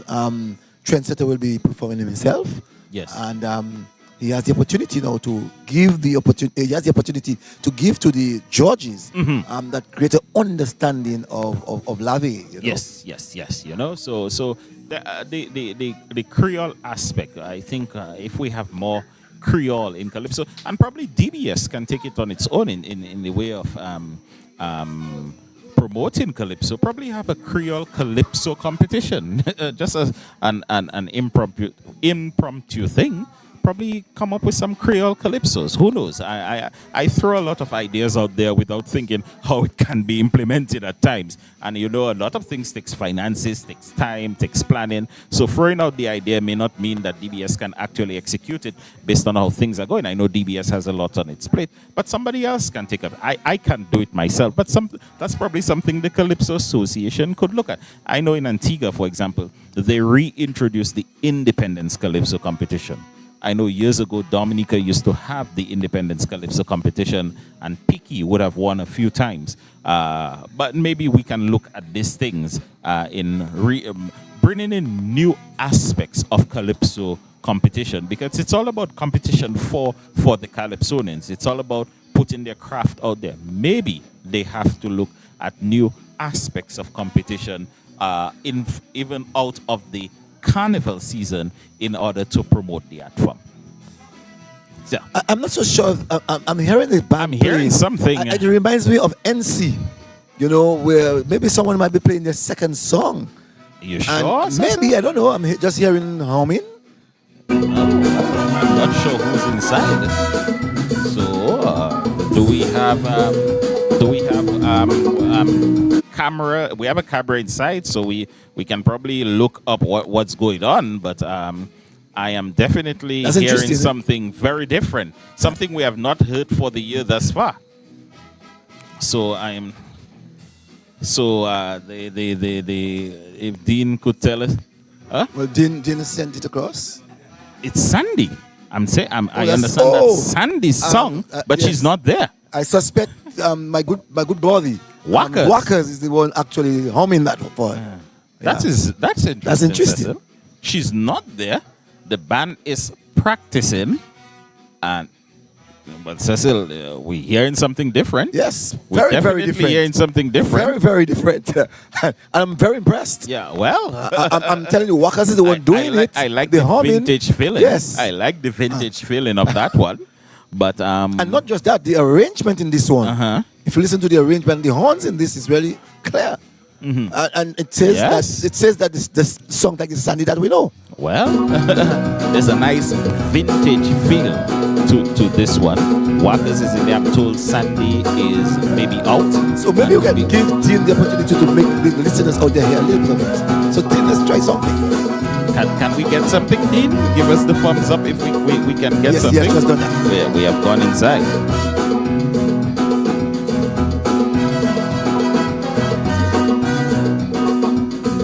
From what we're seeing, Cecil, is that Walker's is directing the band. Is Walker Sandy's manager? No, I don't think we can. Oh, okay, we're on.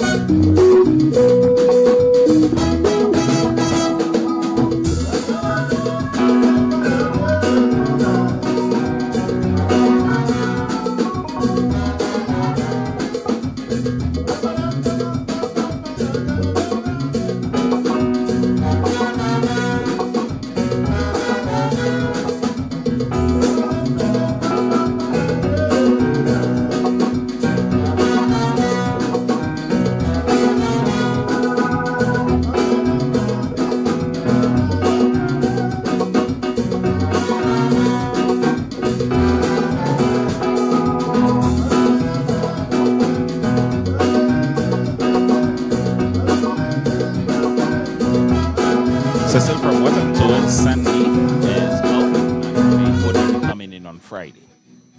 I hope she'll be able to get something going, at least something with the band. Definitely a change. Serious cause there. I can tell you the band songs like they have had that for a while. Definitely a change. And it took to what we heard, it's more mellow tempo. I would like to hear the less lyrics. upbeat tempo. I'd like to hear the lyrics of this one. Boy. The first thing I'd like to know, and once Walker's comes out, we are going to ask him, what's the name of this Calypso? That's what I want to do. What is the name of this Calypso? And we can speak of the melody and the areas of basic melody and rhythm. Sweet rhythm. Very nice. Yeah, Very nice. Very nice rhythm. Cecil, Sandy's performing at number 1 on Saturday. At number 1. And this one is really remarkable. Yes. The music that we are hearing, we don't have to hear words yet. Because most times the tune, the melody is what really captures the minds of many people in really wanting to listen to a calypso. So just hearing this one, and our listeners out there heard this one, I can guarantee you that everyone is going to be tuned to the radio on Saturday night to hear this one. And folks, just to inform you, from what we have in front of us, Sandy is at number 1 on Saturday. Number 1. Okay? So she's going to set the stage. And the band is taking it again? Taking it again. So Walker's... To get the scores right. Walker's is not happy with certain things. He's stopping them and telling them, do it over. And remember, Walker's is a musician. Yes, Walker's knows what he's doing. So is he the manager of Sandy? It looks like. Okay. You'll have to tell us. Well, he's definitely her representative here tonight. Yes. So that's he might be very interesting. much involved in maybe the composition of this one. Wow. Okay. Looks so. So, well, but what I would be interested The introduction in, of this one is nice. it's a lovely, Cecil. From what we're hearing, just the musical arrangement, it sounds lovely. What I would like to know is whether or not Sandy may be going into the finals with 2 new songs. That's possible. That's very possible. very you know, possible. whether she'd be going into the final, if she makes it to the finals. Yes. Let's make that clear. Yeah. If she makes it to the finals, whether she would be going with 2 new songs. That would be very interesting, Cecil. Very, very interesting. I'm not sure we have And ever that's seen why that. Daryl, our critic, is always clear. Like Mystery said, we can criticize, but we must be very constructive. We must also give solutions. But Cecil, you see, many people sometimes take umbrage to our critique for sometimes silly reasons, sometimes I will say it, political reasons, and sometimes with no reason at all, just because they want to say something. We have said it before. There is space in the tent. If you feel that you can do a better job, get your table and come out, sit down there, get your platform, and do your Calypso commentaries. I am always open to feedback. What I say, the words I use, my language, my grammar. If you think I'm saying something wrong, I am happy to know that. The same thing when I speak about a calypso. I do not seek to destroy or seek to injure any calypsonian. I do not have to use my calypso commentaries to prove my political worth. Everybody knows where Cecil, everybody knows where. If anybody has to guess where you and I stand politically, they probably have been living on Mars for the last 50 years. Definitely not the last 5. And even if they live on Mars. Even if they live on Mars. Mars, the red planet. That's why I said even if they lived on Mars. You know, so, but Cecil, people take things at a certain level and they make certain comments about us that can be very, very insulting. But we say one little thing about a calypso and people are up in arms. People. I remember one year, Daryl, that King Dice had made an error in the presentation of his song, forgot a line, and he hummed. I catch it because I was listening to Dice, and I said so on the podcast, and I got a lot of bad words, and I had to prove my point the next day on my program on the Sunday night, and I said to everybody, "Can you please listen?" Yeah, you just have to listen. When we say things, we give advice. We said it to Nashelle. We said, in our opinion, and I'm not even going to say our in this case, I said, in my opinion, I think she should have just said Melissa. She gave an explanation on why she chose to go the route of Melissa. That is okay. I have no problem with that. I personally still stand by my opinion. I still think she should say Melissa. But her reasoning and but is that bringing down a calypso? Is that doing injustice to calypso, Cecil? And not only that, when we give our commentaries, do we speak to the judges? No. Do we influence the judges? The judges can't hear us. And most times the judges, like last week, the judges came out in favor of the both of us. We only had one person who we said was not in the 20. And the person came out at number 20. At number 20. That's the only person we said was not in our opinion, would not have made the 20, although we did not give a replacement. Yes, we didn't. We did not give a replacement, but we said, in our opinion, we don't think that person would go into the 20. As a matter of fact, the reserve that we had, yes, I said Jama B, you said you don't think so. Yes. And you were correct. Yes. Jama B didn't go through. You said liberator. I said he will not go. You said he will not go. Yes. You said Kalfa P will not go. I said Kalfa P will not go. Yes. Who was the other person? Who was the... We said Soulpuss was out of it. Yes. We said that clearly. Bingo. We said Bingo was out of it. We did not have to say Omi. Omi had this mishap. He would not have been there. I know. We said I know would not nowhere near the thing. And what was good? We had Hixie out as well, and we had, I think, Mika. Mika was out. We had Mika out. Yes, as well. Yeah. So we had. There was only one Calypsonian in the 20 who we did not have in the final 20. So we were 95%. 95% correct. And what is so sweet about it too, when we were determining who we think were on the top. Yes. We were 100. Well, I can say I had my first 5. You gave 3. I gave 3. And you were correct if you're free. Yes, I gave 3. I gave 3. The top 3. They were there. I didn't give the orders. You just say the top 3. In my opinion, on Saturday night, and we said it. We thought Daddy Chess was the best Calypsonian. We said that just on the night of the show. You had an opinion of 2. You had and we had the top 5. Yes. It may not have been in the exact order, but we definitely had the top 5. So, Cecil, we have been doing this for quite a while. We have been doing this together. We have done it with other people in terms of the commentaries and what have you. Sometimes in teams of 2. We have done as much as 4 people, and we do this Calypso show on a Tuesday night. Doing it for a very, very long time. So we should, not wanting to blow our trumpet, I think we have done a satisfactory job over the years. And what is so good about this, Dr. Daryl, is that when we give our commentary, the Calypsonians have their management team listening to what we say. So Yes. maybe we're not taking any credit for this. Maybe the decision of Sandy, because Sandy would have had a second song already, Yeah, I and would hoping hope. that she would have gone with this song right through the semifinals into the finals. into the finals. But when I'm sure when she heard our criticism or critic on the song and she got the results, Yes. she may have said, her team may have said, I think we would have been correct. Well, Cecil, no Calypsonian has to meet me out anywhere and buy me a beer. I No, too. no Calypsonian Have to has give to even greet me favor. Yeah, greet me when they pass it on the street. It will not mean that I will just go and say something terrible about a Calypsonian song because I do not like him or her personally. I do not interfere with him or her personally.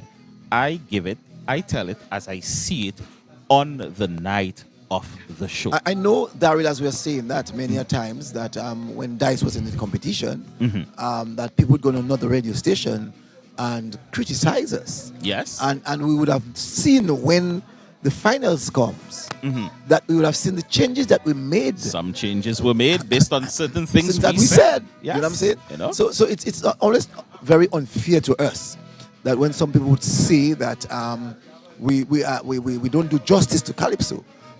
As to what is justice to Calypso, I'd really like someone to tell me because everything is relevant. And so when we come here, Daryl, we don't come with any notion that we want this person to be the No. king or the No. queen or the monarch. No monarch has. I have never benefited from any monarch. No monarch has given me a percentage of his fee. Bought us a raisin bun or something. nothing like A that. bottle of water. Oh, there's There's whackers. whackers. There's whackers. So we're going to get whackers. Whackers, we have a couple questions for you. We have a couple questions. Whackers, first question. First question. Are you Sandy's manager? I am. Yes. Good. What? Well, we'll pass it on to you soon. Go ahead, Cecil. Yes, we only have. Sorry. No, that's okay. That's okay.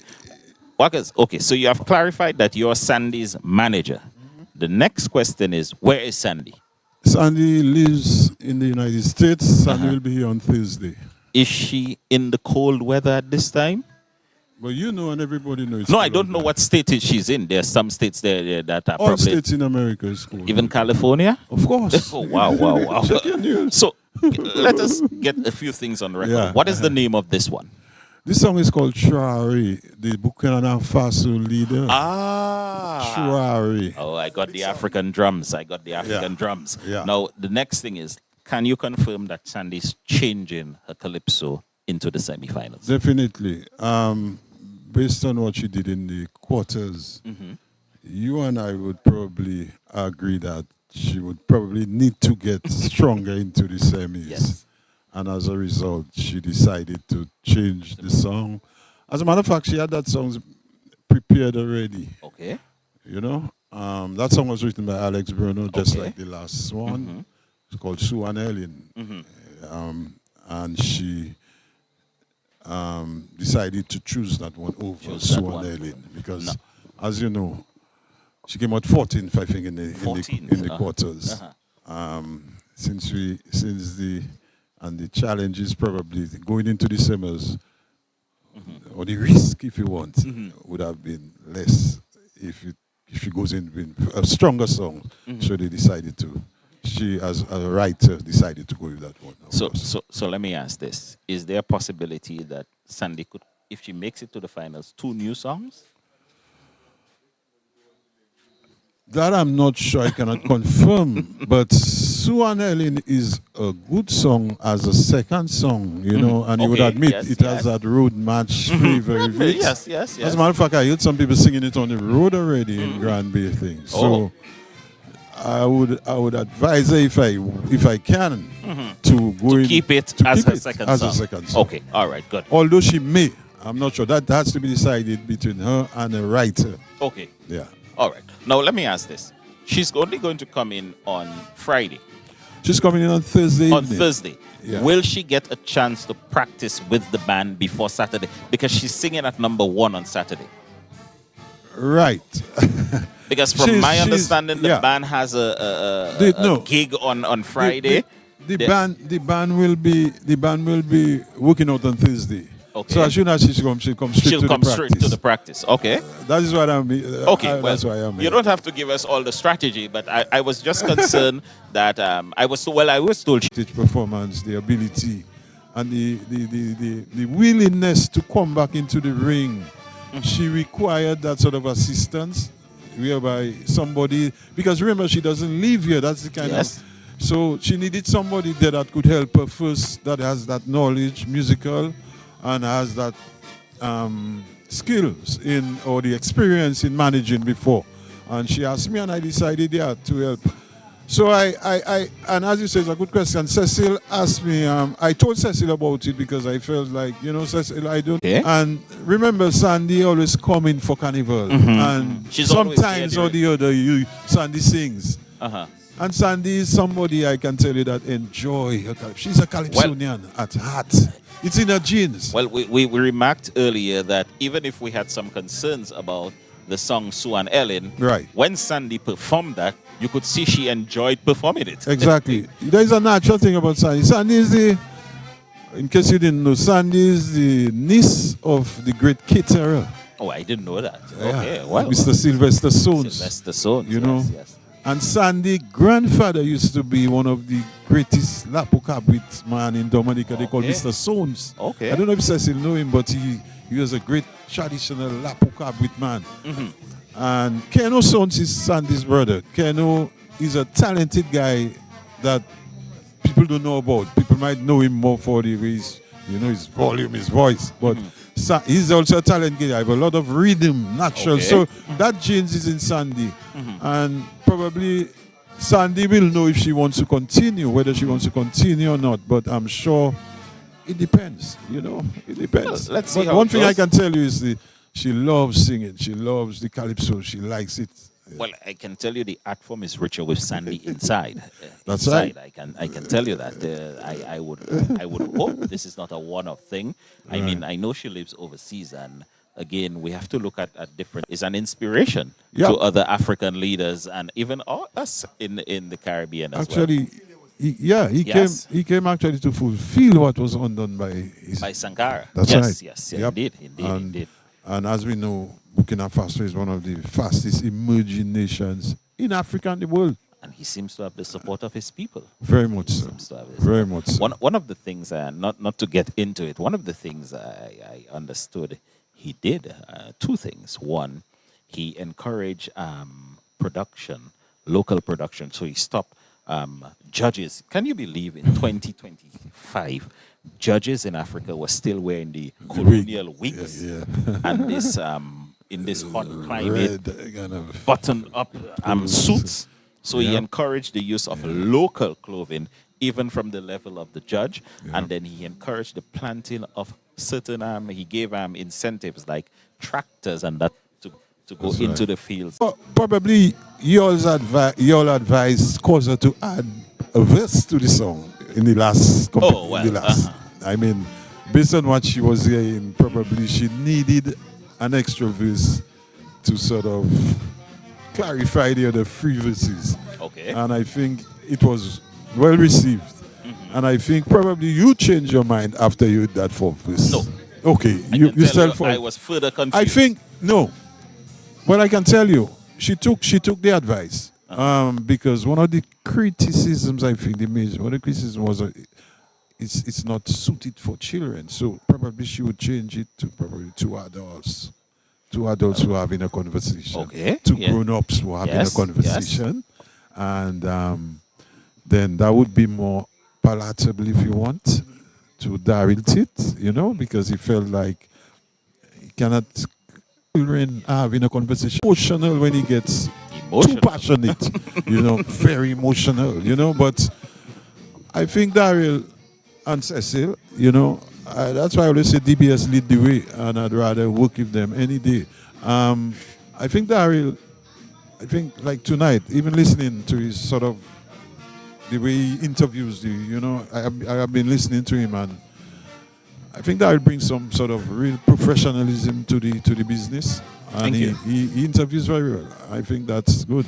I think sometimes he can get over passionate and over emotional and maybe walk off on it. I experienced that with him, and I was saying that, but other than that, I have a lot of respect for Cecil. I have a lot of respect for DBS. I have a lot of respect for Daryl as well. Yes. Yeah.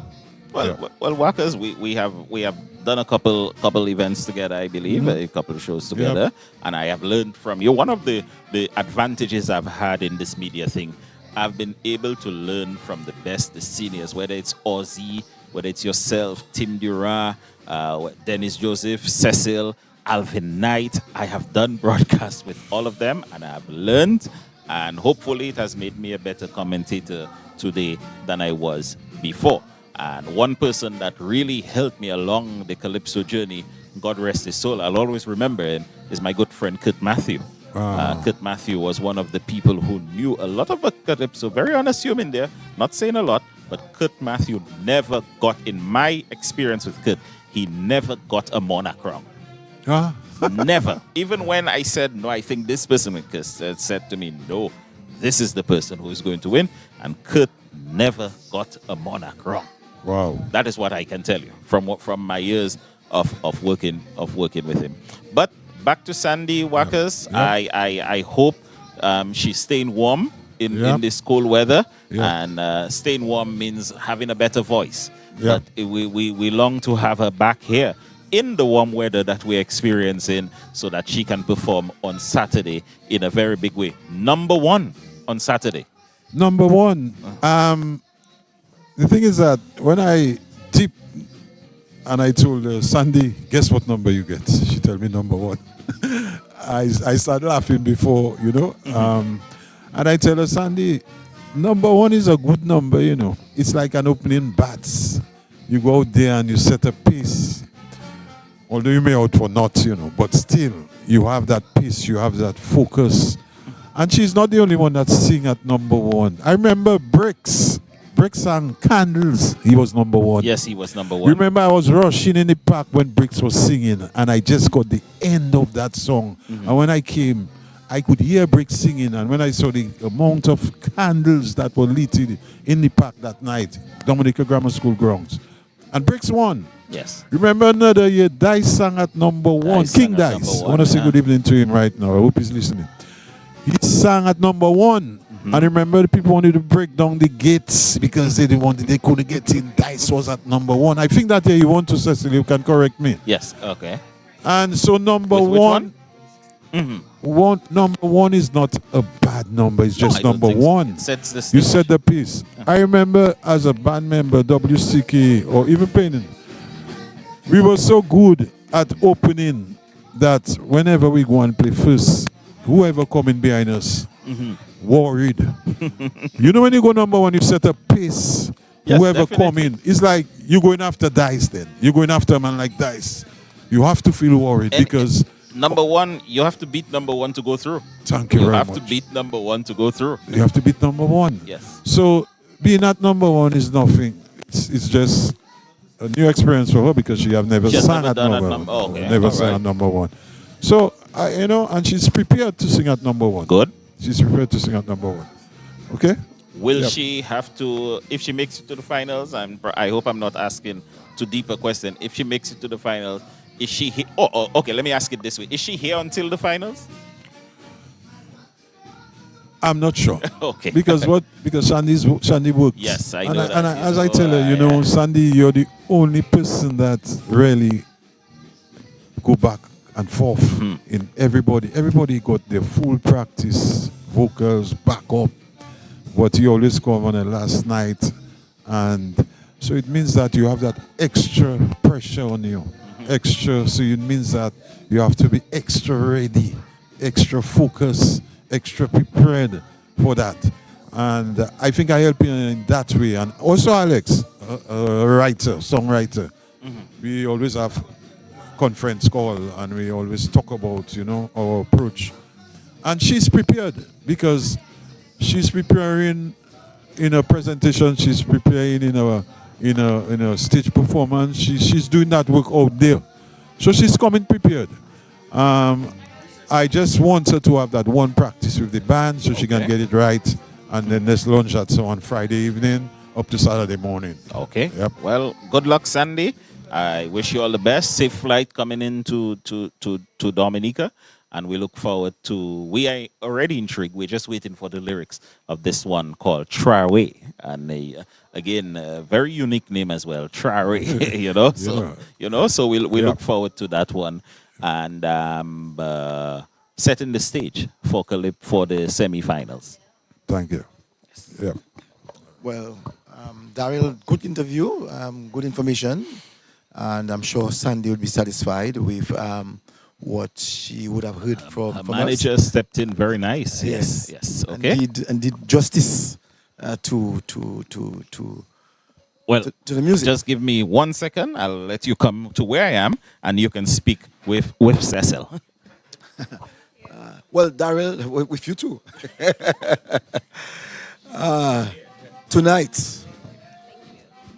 Tonight you came back from the.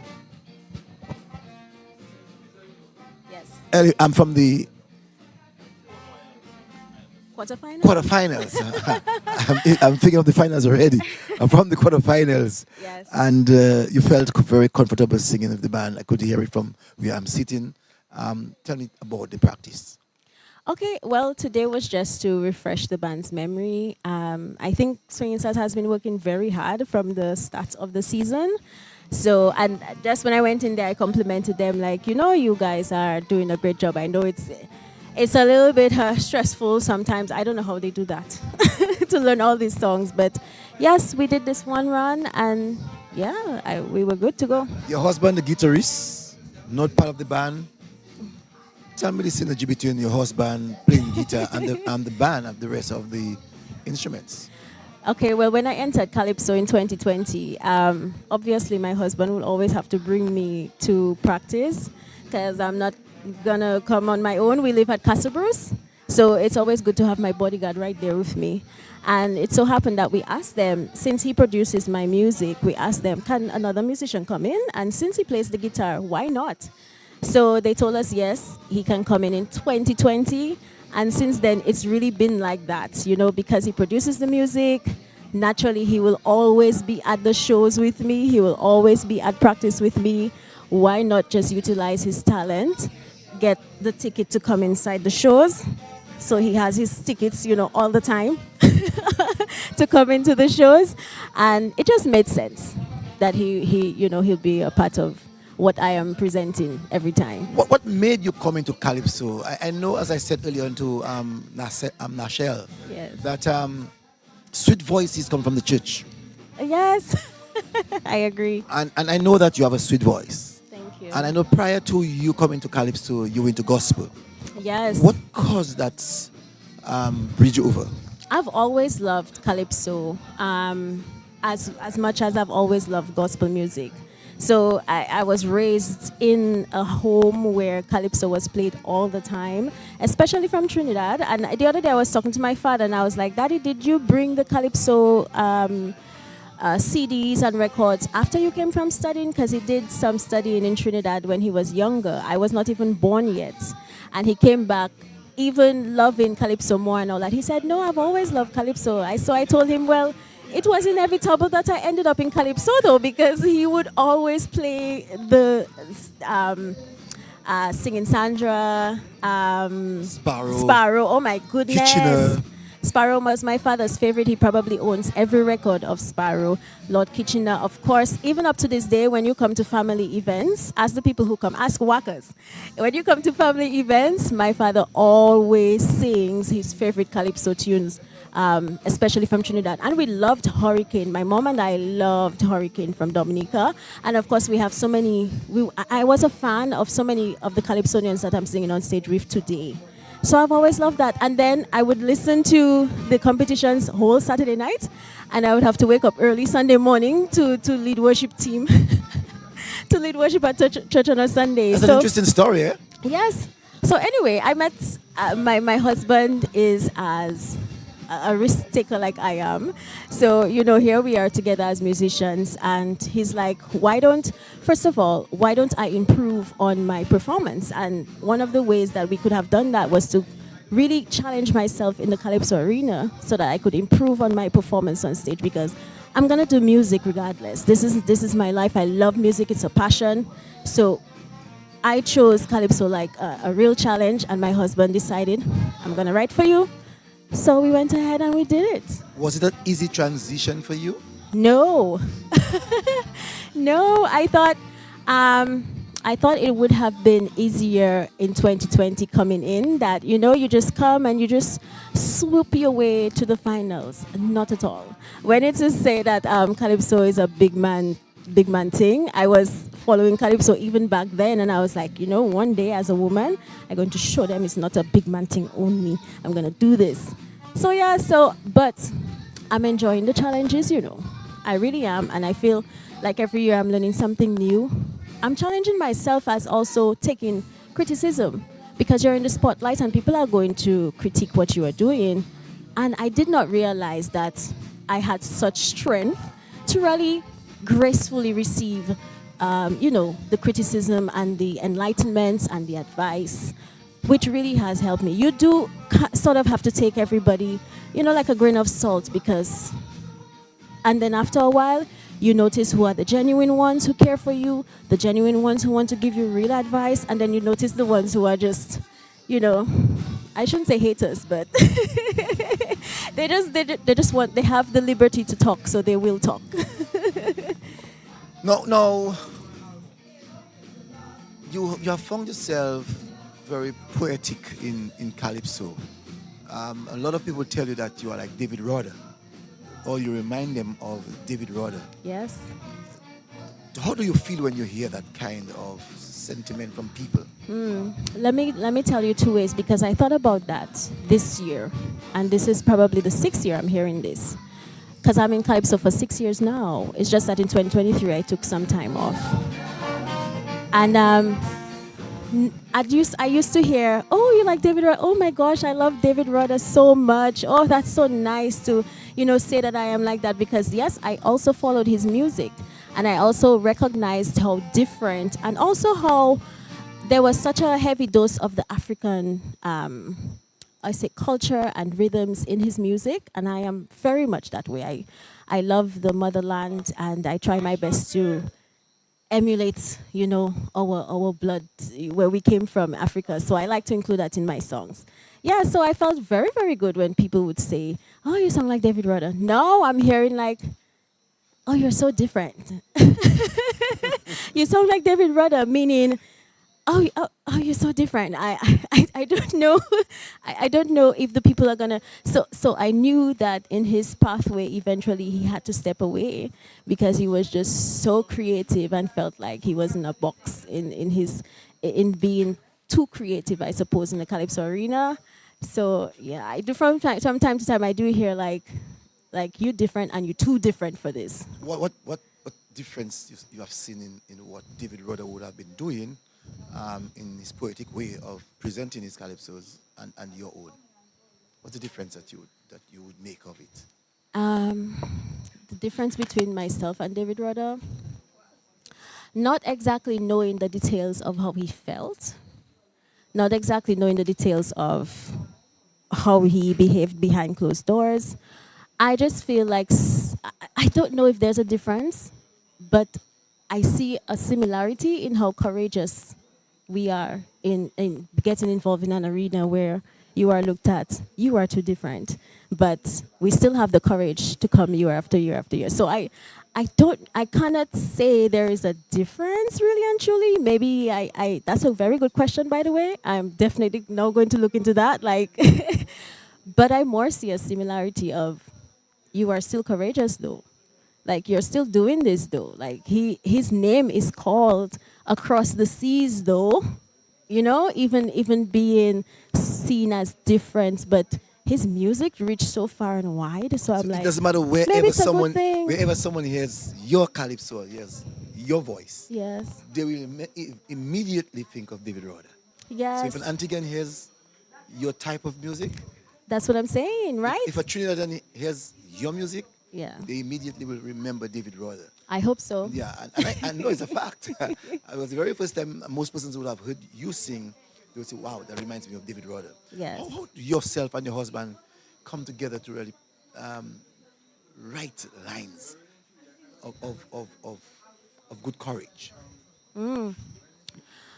I mean, we work on songs over time, and this calypso I'm singing this year, Brink of Extinction, was worked on from since summertime. So, in our living room is our studio, and he always has or some rhythm playing. So it's like I would be in the kitchen, more than likely doing something while he's there. We have an open space while he's there at his laptop playing the rhythms, and he's the one who really takes on to what my thoughts are, what I'm thinking, what frustrates me. This is my husband. I live with him all the time, so he's aware of what frustrates me. He's aware of what I'll be comfortable singing. So he'll be the one really writing, you know, from the rhythm that he's creating. And now and then I do say, but babe, what if I sing this and that line instead of this and that, you know? And at first we had to really find our balance in trusting each other's suggestion. I've heard some people say before that your song takes a little time before you can come to the conclusion. Yes. And you have heard that yourself. Of course. Are you trying to better it, or you will remain just the way that you present in your songs? Trying to better it for sure. Like I'm telling you, it takes a real humble person to receive, you know, advice. And some you see that it will benefit you, and others you see that it's okay, I'll continue on that same path. When a broadcaster do not get your song, and you hear the critic of the broadcaster, how do you really feel? What do you say to yourself? Wow. Well, let me tell you, it's like at first I'm like, I thought we had it this time. I really thought we had it this time. But then after a while, when I consider and sit and think about it, I'm like, maybe the person has a point. And then some days, I'm just like, those people just refuse to understand. I told my husband the other day, it's like every time I see Abia, they just get a block in their brain. Oh my gosh, I am being so frank tonight. Yes, it's like they just get a block in their brain. But then other times I'm really like, okay, let's just see how we can improve on that for the next time. I've realized that many times that you come out with some serious songs, songs that really helps in developing people's mind, but sometimes the judges don't get it right, and you don't go through the next line. How do you sometimes feel about that? Yeah, well, of course, it's disappointing, of course. But let me tell you, I've never reached a point in Calypso where this circumstance really broke me. The only time I was really down and out and really sad about the situation was when I could not sing in 2022, I believe, Man, and I fell ill and I could not. A big song. I could not participate in the semifinals. That's when I cried. Like I cry and get terribly sad when I cannot do what I love. Yeah, when I cannot be on stage, I love to perform. But other times, not making it through the finals. Really and truly, like I thought I would come into the Calypso and this would really break me, but then it's like, and then also, I'm involved in a lot of other aspects of music, you know, throughout the year. So when this point is over, I'm like, okay, let's work on that reggae song now. We need to get to the reggae now, or we need to get to the kadas now, you know. And I'm perhaps blessed in that way that I have other pillars to lean on, because I have seen Calypsonians very disappointed. And in my mind, I'm like, boy, I pray I never reach like that. Like, never reach like that. But The arrangement of your music, especially this one, I listened to the alto sax, and I make that comment every time I hear that song. Was it a deliberate? Was there a deliberate reason for getting the alto sax to play such long parts? Oh yes. My husband was binge listening to Lord Kitchener's music while he was creating this calypso. So and he himself is trying to really understand the instruments better, the horn section much better, and now that we know the guys, now that we know their abilities, he's trying so hard to really bring out the best in each one. So I'm telling you, when you see my husband makes the horn section, he literally thinks of the actual hornsmen of Swinging Stars and how can I make them sound or bring out their best skill and ability. So yeah, it was intentional. And he listens to a lot of jazz, calypso as well. So I suppose eventually your likes and what you love to hear so much, it will come into the music. Abia, I know that you had a wonderful mom. Sorry to bring you that road, but you had a wonderful mom. I would like to hear one day a calypso in her memory. Oh yeah, I thought about it, but that would take a lot from me. Yeah.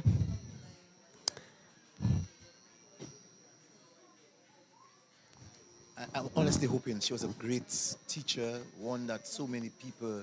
I'm sorry to put you to tears, but when someone is good, we must never, ever forget them. And I just feel by virtue of the fact that you're blessed with such a beautiful voice. Oh yeah, and she was always my number one supporter. So I've thought about it. Let's see where this one goes. Look, I've never cried in front of camera before, you know. I can understand that. And that's why I said to you it's going to be an unusual question. Exactly. So you see the reaction I'm having now. That makes you know how difficult it would be. All right. So before we close, I just want to find out from you, what do you think of DBS here today? Oh my gosh. We are on social media, YouTube and Facebook, and now television, and the people are actually listening to you. I love the initiative. When I saw you all here, I was like, ooh, like social media right now is impacting so many more people. So I think it's a good initiative. I would love you all to continue, doing this, and even beyond calypso music, if you can get more of our local acts out there and speak one-on-one, especially at practice. I find that's a lovely taste for the audience to experience. Wish you the best on Saturday nights. Thank you. I know that your wish is to get to the finals. That's about your presentation on Saturday night. Thank you very much for Thank you so much. talking to us. Thank you so much. Thank you. All right. Well, Daryl, we just heard Abia, and I think Daryl, you knew Abia's mom. Did I? I'm asking. Yes, I know. I think I know her dad as well. Yes, Mr. Christian. Mr. Christian, I know her dad as well. As a matter of fact, just the other day I saw him at the supermarket. Yes, I knew her mom. Yes, I knew her mom. Wonderful person, teacher. God rest her soul, you know. Yes. But Cecil, I noticed somebody has arrived here. The reigning Calypso monarch has arrived here, along with her writer. So I do not know if we'll be able to get a word or two from her, but I saw she arrived just a little while ago. Tasha P is on now, and I think the reigning monarch may be sneaking in a practice here this evening. And so I think we can take a little bit of Tasha P. Tasha play a role. Yes. Yes. So Dean, just give us something of Tasha.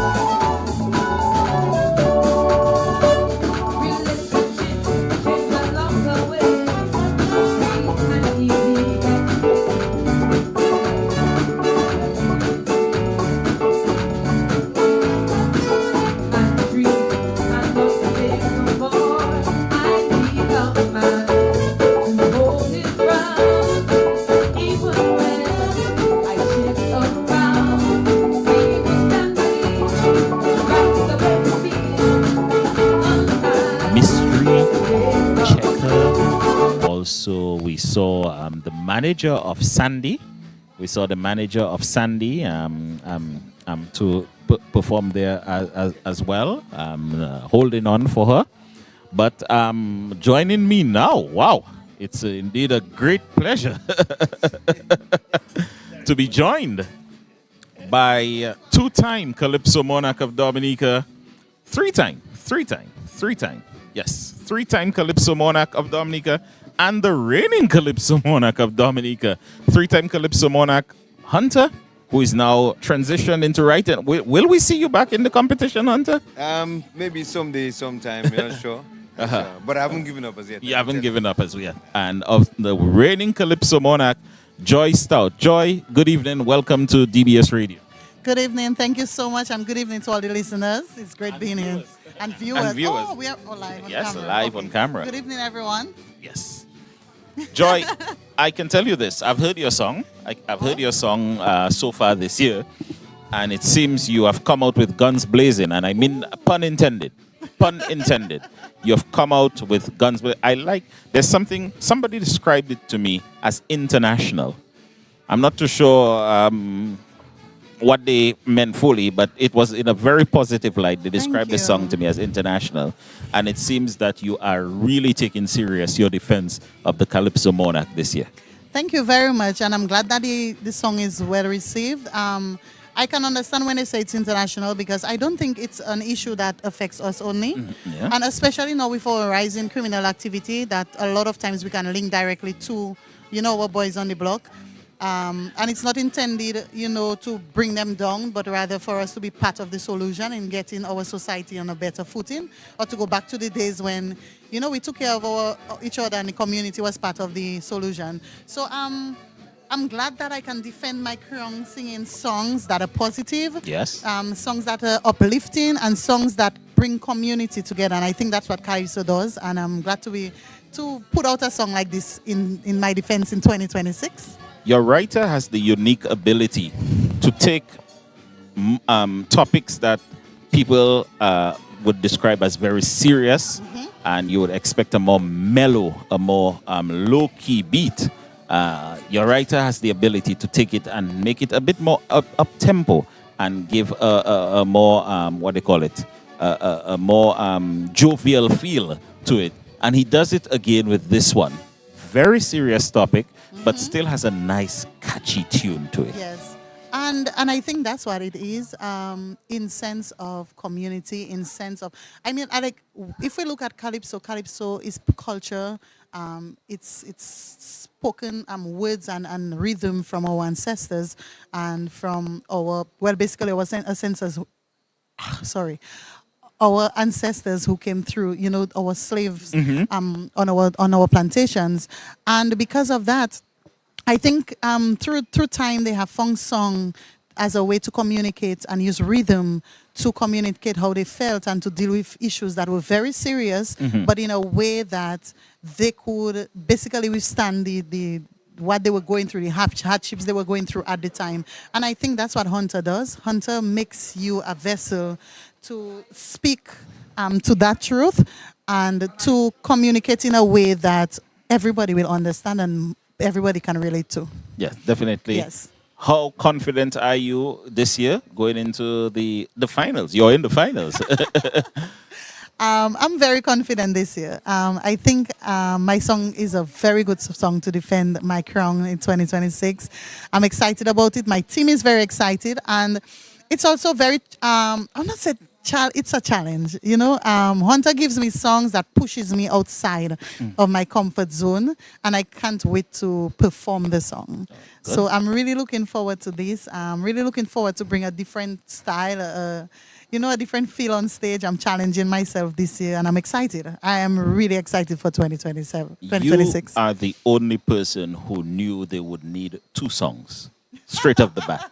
Do you have both songs already? Yes, I do. And you're confident. You're happy with the material you have so far? Yes, I am. All right. If Joy does it 2 in a row, how would you feel? Amazing. Amazing. I was just sharing with Matt on the radio the other day that since I've come into Calypso, I have experienced so many awesome years. My first year, I think the band is not too happy with me. I'm taking up your time. But let her just finish this response. so my first year, Trilla came in, got straight through and won the crown. My second year, Dice won his 10 times. Third year, I won, and this year I want a big win. I do not want only Monarch.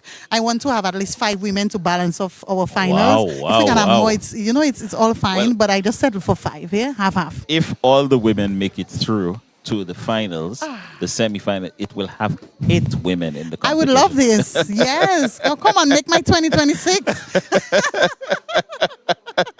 But I think the band is ready for you. It's already quite late, so we don't want to keep them waiting. We don't want them to tell us don't come back here. No, we're gonna allow you to go ahead. Thank you, so Joy. much for having And you'll be performing on Saturday at the semi-final. Yes, I will be. So come and support. Make sure you all are out there. Come out. Come, bring your rags, bring your flags. Come, let's have a good time and sing along. We love it. Thank you, Joy Stout, the defending Calypso Monarch of Dominica, singing a very, very nice one this year. One that I like a lot, although I have liked the songs. She wants to go on that side. This is her better side. One thing I've learned is you give Tasha what she wants. And joining us now is the first female monarch of Dominica, Tasha P. Tasha, how long have you been in this? Since I was 11. But how long have you been in the big people one? 2009, December 12, December 20, something or something like that. Okay, so you've been there 2009. Yeah. You got into the finals in 2010. Yes. You won the Monarch in 2011. Yes. Wow. How many times have you missed in terms of you were not there? Oh, the 4 years I went to school. You missed for 4 years? Yes, You were not at school. 2013, 14, 15, and 16. But one of the things that's unique to you, I don't think there's any other Calypsonian who has done it as long as you have. Mm-hmm. You are 100% into the finals. Yes, sir. Every time you have competed, you go into the finals. Yes, sir. Does that give you an edge? No, it does not. Because I still have to prepare just as hard to ensure that I make it through to the finals. Every round is just as important as it was last year. Even more important than this particular year currently.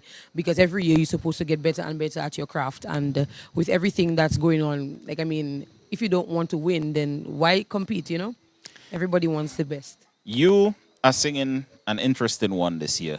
I know its name, it's Play Your Role, but Right. I call it the Women's Anthem. I call it the Women's Anthem. Okay. Okay? Okay. What inspired you to do this one? Okay, so I would say for sure, my writer is one of my biggest inspirations. I don't think she knows that. I've had a few writers. I've had former Wizard. teacher. Oh, look at that. So I had Wizard write for me before he wrote Father Have Mercy and One Chance. I had Ian Jackson write Woman Time. He's a boy. Okay. I Leave In. Ross Responds. He's written a few of my hits. I also have one by Peter Lita and myself, Treadmill. And then I have from Gina Leta Robinson, respectfully. Gina has been my biggest inspiration in Calypso when it comes to writing, period. And I say that to mean if it wasn't for Gina, I would have no crowns. Wow. So all my Monarch titles Has been written by Gina. well, a few. Well, majority. I can say majority because I have 5 Stardom Monarch titles. I'm holding the most Stardom titles. Wow. And I also have 2 Monarch titles, one virtual and one normal. Oh, yes. Right. You So were I one of won the in virtual. 2011 with Children Be Children and Woman Time. And I won in 2022, which was a virtual show. And I won with Frenemy Remedy. Frenemy, yes. Which was yes. written by Gina. By Gina, which you had in the back pocket for a number of years. Yes, and we just had to take it, revamp it, fix it up, and whatever. It was called Run Them previously, Yes. but we never used it. So it was, let me tell you, every time I sing a song of Gina, there's a certain level of confidence that comes along with it. Because, as I said, she's been my inspiration. The way she writes, I think, she's my Pat. Oh, So I like Dice is to Pat, but Gina is to Tasha P. I like that. She knows my voice. I think she understands my lingo. And even when I speak, even when I sing, even the way she writes, like her wordings, her vocabulary, it touches me differently than normal, or should I say other writers. And I have so much respect for Gina. Good. She speaks, I think her songs that speak to me, not just personally, but relatively. Okay. So it goes a long way. I just love Well, Yeah. once you have that kind of relationship or something is working, don't change it. And she's a friend. And it's so interesting you say that because I haven't had her for about 5 years. Wow. Because of obviously she's a mommy now, she's a Yes, wife now. yes, a She wasn't doctor. living here. She's a doctor. Like I mean, Yes. she's very busy with life. Yes. And every year you can ask her. Every year, Mr. Tit, I am begging. Uh-huh. Gina, are you writing for me? You say, oh my God, I need a song. Okay. So it's been a tight squeeze, and I'm so happy this year she called me and she said, Tasha, I feel inspired and I'm writing again. And I was like, what? Oh, If you're writing nice. again, check me. Yes. Good, good. And it's been wonderful. I love it. Indeed. This one, tell us about this one. Play Your Role. That song can mean so many things to so many different people. Mm-hmm. You call it the women's anthem. I call it a two-way player role process. It can mean different things to different people, as I said. So for me, this song is not bashing anybody. Mm-hmm. It's more giving advice. Okay. From, I can say, the women's perspective, because everybody knows what they have to do when they have to do it. Some people are negligent, some people are immature, some people are not ready. But from the moment you decide to start something with another person, you have a responsibility to yourself and to that person to be responsible and play your role. Play your role. Right. So this song is more, I guess, 3 different perspectives within a relationship or within some sort of camaraderie, etc. One side is telling you, this is who I am, this is what I am, this is what I do, but this is what I need from you. So are you willing? That's why so many questions. The chorus has a lot of questions asking you if you are ready to be that person for me. So it's just more like giving advice. Yes. Yeah. Just giving advice. Okay. How was it for you though? Well, I have only one critic of the song. Right. Clinical. Right. No question where it has gotten you where you should be. Right. It will keep you going. Right. I would just switch verse 2 and 3. Tell me why. Verse 2 speaks of what happens if you're no longer there.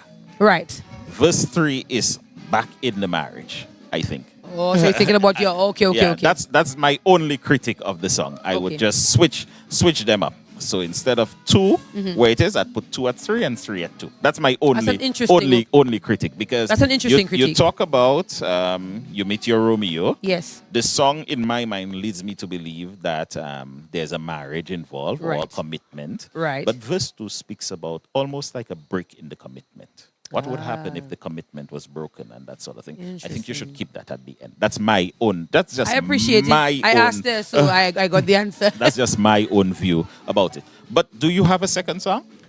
Of course, I have a second song. I think it's every Calypsonian's right and responsibility to themselves to be prepared. Yes. And whatever that takes. So I also believe in taking my time through the rounds. So I don't rush anything. That's true. I take my time, but I still prepare, because they always say, you have to prepare for tomorrow or save for tomorrow. You always have to have a plan B. And song 2 is plan B. Yes. And I'm a very confident person in terms of my material. Whatever is given to me by any of my writers, I take it very seriously, very critically, and I do what I need to do with it. Yes. I'm grateful for every opportunity thus far, and I pray God that I make it to the next round, and then the show becomes an even bigger package. So that's what I'm looking forward to. Well, Tasha, I think you have a great chance to keep your track record in place. I would think that I would be very surprised if your track record is broken. Well, I'm very positive. It would take something very big, I think, if your track record is broken. Most definitely. On Saturday. What number are you? I'm number 10. I'm actually Number 10. ending the Dead first in the round. middle. Yes. Dead in the middle. I was dead in the middle for quarters as well. Yes. I was number 12. Okay, well. Halfway, Halfway. So I think, Tasha, with your experience, any material you're given, you'll be able to deliver it with confidence, deliver it with, you have a certain level of stamina that I think not many Calypsonians have, especially when you put on those heels. I have known for those heels. Anytime Tasha comes out with the heels, I say, oh God, we in for a show. In particular, if it's an upbeat song. In particular, it's an upbeat song. But you know your role, and you played very well in the Calypso. I you played continue to very do my well best. in the Calypso. And So I'm just so proud. not to cut you off, very, very proud of the females this year. Oh, yes. I must commend them as well. As a matter of fact, every year I'm proud of the Yes, females, I but am. particularly last year into this year, like Shanice and Joy being in the top three. Let me tell you, I was shivering from the moment their names were called to waiting for the crown results. And when it was Joy, oh my God, I think if I screamed any louder, I would have lost my voice. Because it's like, and I keep saying that in interviews, that it's like a mother watching her children grow up or become nice. women themselves. And to watch another female be crowned, that was a remarkable moment for me. It was personal also for me because I've been in that seat by myself for a long time. Yes. And Joy, it's Joy. proof. Shanice, it's proof. Abia, Nashelle, Royette, Mystery, Lady S, they're all Sandy. proof. Oh my God, and Sandy is Sandy. back. Let me tell you Sandy's something. back. I think we were coming for a vengeance because all 7, well, minus Mika, who didn't make it, but 7 of us in the Seven out semi-finals. of the 8 made it through. I'm excited. And if by something happens, You never know, it might be a all very 8 goes into, you all have an 7. 80%. 70. No, remember Joy. Oh my God. We're thinking Joy about, would oh my be God, I'm there. thinking of finals. I got you. Oh my God. Joy would be there That is in the something else. finals. Wow. If that ever Would happens, be the- another history that would moment be broken. history I'm in the telling making. you. I think there has been 4. In the finals? Yes. I think Lady S, Yes, you're right. 4. Lady S, yourself, Tasha P, Joy, Shanna, and Joy. Shanice. Yeah. You're right. Shanice, Joy, Tasha P, and Lady S were in the finals yes, last year. Yes. So That's why I miss Shanice this year, you know. yes, Whatever the definitely. reasons are Whatever for the her reasons, not being able yes, to compete this year, we miss her. Yes. As a female contingent in the Calypso arena, we really miss her because to us, everybody is important. Like, we really support each other. And yes, it's a competition, don't get me wrong. At the end of the day, it's dog eat dog. Everybody wants to win. Everybody Yes. has to give their best. But we don't fight. No, you should not. And I like that. I can say I that like the that. men fight. We don't fight.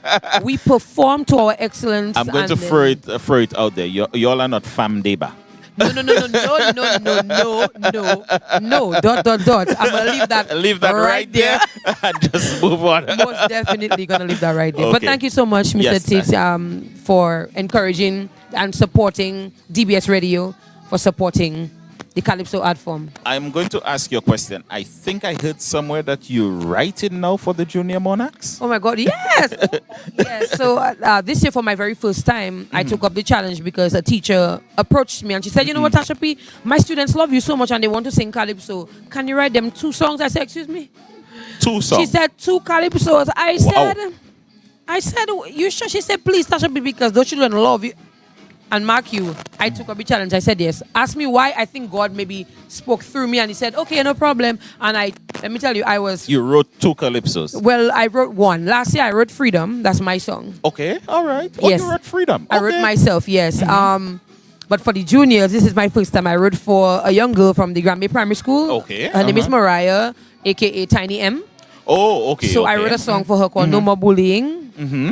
I was kind of shocked I could even write for somebody. I mean, because you don't want to give children Yes, that is things true. that are too big, too small, not substantial enough. Let the children be children. Exactly. Yes. So I wrote things within their realm. Yes. Yes. Uh-huh. And I wrote No More Bullying, and I didn't even realize it was actually a very heavy topic this particular year, from last year into this year, with Yes. social media bullying, in the Yes, school yes, bullying and yes, stuff. yes. So I wrote that one, and then I wrote, when the teacher told me that the other young boy, the parents were not sure if they wanted him to compete. So I was like, okay, I wrote one, that's good. She calls me like a week before they launched the children to tell me, little boy wants a booyah, but she wants me to write it. You wrote a booyah too? I sure did. I wrote a booyah called We Got to Share. Mm-hmm. I don't know how it's gonna come out, and hopefully it's good enough. But I have confidence that he will deliver. They both recorded at the studio. I was there with them, and they've been doing a really good job so far handling them. Excellent. So it's scary for me because it's like this is my work to the children. So how did you even get to know about that? I keep myself informed. You're quite informed. You're always informed. I keep myself in. I did not know about the booyah part though. Yes. I knew about the And they're I both know you from wrote, Granby Primary. I was told you wrote a Calypso. Yes. I did not know you wrote the booyah. Yes, I did one as well. So I wrote 2, 1 booyah, 1 Calypso. But that's very good, Tasha, and keep it up. I want to, yes. Let the children be children, but they Yeah. are the future. Yes, they are sure the future. are. I'm and I would telling like, you. what's her name? Tiny M? Tiny M and Who Little knows, D. Who knows one day we might see Tiny M I think we and will. yourself in the finals. Ooh, well, me That too, would but be I'm good. not sure if I'll still be around for that time, but let's see. You never know, right? You never know. The you hopes are never high. know. The hopes are high. But Tasha P, good Yes. luck for. Is this your final practice? Yes, I actually just came to just give a little boost. But yes, my final practice. We Okay. have the semifinalists are going to be at the Realm on Friday.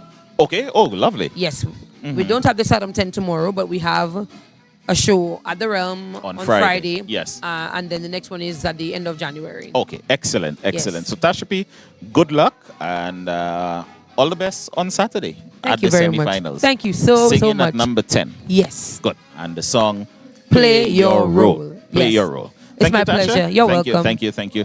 Cecil will come back. Just speaking there with Tasha P. Tasha P there, the first, Dominica's first female monarch, all the way back in 2011. And Tasha P has the unique record of being the only Calypsonian who has done more than 10 years and has always been in the finals. She has Tasha P has never. Once she competes. Once she competes, she has never. I remember when she got the Monarch for 2 years that she was absent, going to school. 4 years. 4 years. Going to school in Trinidad and Tobago. She came back and went straight into Calypso's. Into the finals. And she has been making into it. the finals. Tasha P is always She has in the never finals. been not in the finals. Well, I want to be a little controversial there. Is this a case of the apple falling far from the tree?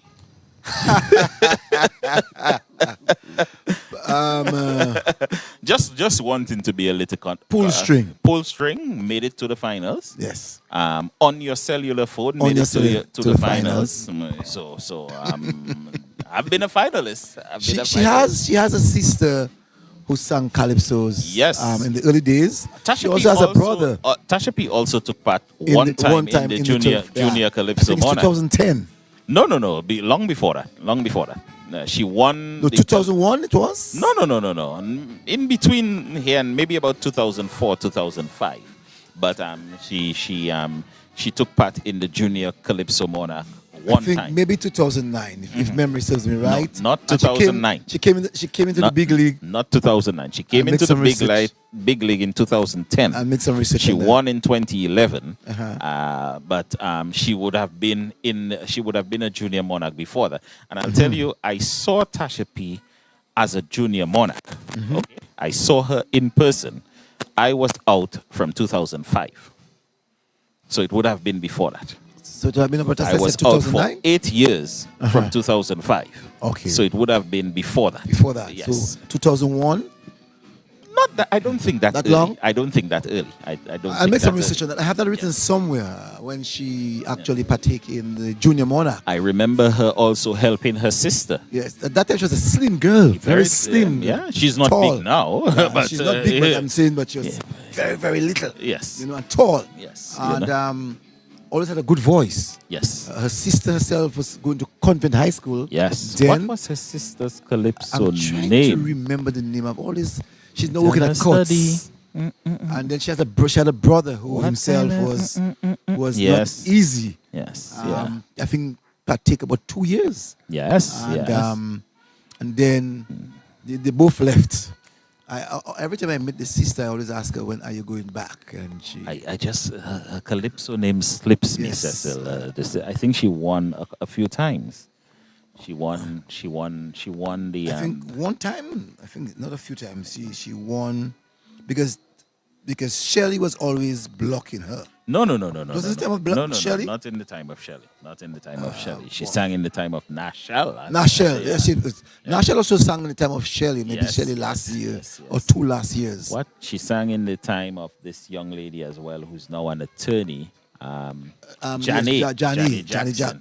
Johnny Jackson. Yes, Yeah. you know. So once I think. And Fael. Yes, Fael. Yes. Norissa Pelty, Norissa young Pelty. rising star. Rising star. Rising star. Yes, you have it, you have it. Yes. And the brother was what was his name? Bruce. Bruce Pelty. His Calypso name, I'm sure. Phoenix? Phoenix? No. Phoenix. I'm not sure. I can't remember. I remember my son sang together with him that year. One of the years that he sang. My son Cecil. Yes. Sang together with him that year. First year that he came. But Cecil, the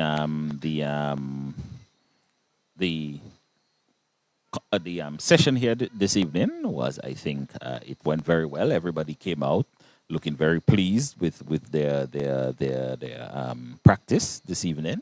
Even Walkers, who was here representing Sandy, he was pleased as well.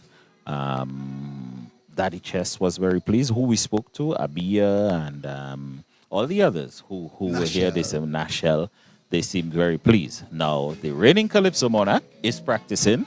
I see the 4-time monarch, the Caressa, is here as well, the president of the Calypso Association. So I'm not sure. Fort. Yeah, maybe wondering about the big park. Yeah, I'm not sure if we will, if he will practice here this evening, but he's here as well. It is 11:45, Cecil. I think that's quite late to be out on a Tuesday night. I too believe that. Yeah. But you know, Daryl, I just want to say thank you to you helping in the broadcast and showing that people get a better understanding of the Calypsonians. With the interviews, what it actually did was to allow the Calypsonians to speak about themselves. And they were able to do that tonight, and quite a lot of our listeners and our viewers who may not have known much about these Calypsonians found out quite a lot about their life. What I'll take away this evening is the fact that Sandy has changed her song. Someone said that Bruce was the Blazer. The Blazer, okay, all right, okay. I just can't remember. Young Rising Star I remember for sure, but I can't remember the name of Bruce Pelty. I remember the song though. I just remember the song. But the Sandy has changed her song, and remember we spoke about that before. Other Calypsonians are making minor changes here and there, a word or two, to stronger emphasis to bring out their points even better. Other Calypsonians are very confident and they're practicing their second songs. And not tonight, but they said they're practicing their second songs. And what we're actually doing most of the times is to speak to the Calypsonians where the audience themselves may not have that opportunity to do that for them, you know. So we speak for them sometimes, some of the audience, because they too may have almost the same opinion that we have, but because we have the mic and we are able to speak to them directly, we are able to do that for some of the people. And so, not forgetting the judges themselves, they too take a leaf from us, which means that they're getting some training from the things that we say. Remember, a training is not actually physical. That's a very bold statement. No. Because sometimes I've met quite a number of judges who said that I didn't quite understand that, and you have to assist us to have a greater assist me to get a greater understanding of the song. Well, as I said earlier, I had I think my understanding of La Vie was not complete. And when I got the complete understanding of the meaning of La Vie, what it stood for, I realized that probably others need to get the same understanding that I have for the meaning of La Vie. Even the one of Webb, we said that we'll have to listen at the night of the quarterfinals. Yes, we said that we need to listen to the song of Webb. We need to get the true value and the true meaning of what the song is. Yes. Just want to say good evening to those listening who joined us live on Facebook and otherwise, other social media platforms. And also, of course, we remember those who listen to us on the radio, the old-fashioned way.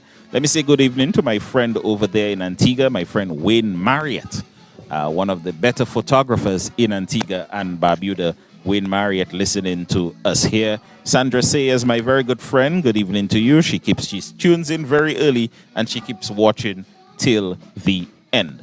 But Cecil, we should be wrapping up here. Just want to say good evening also to Royette Laura. She's one of the persons who are going to be at the semifinals.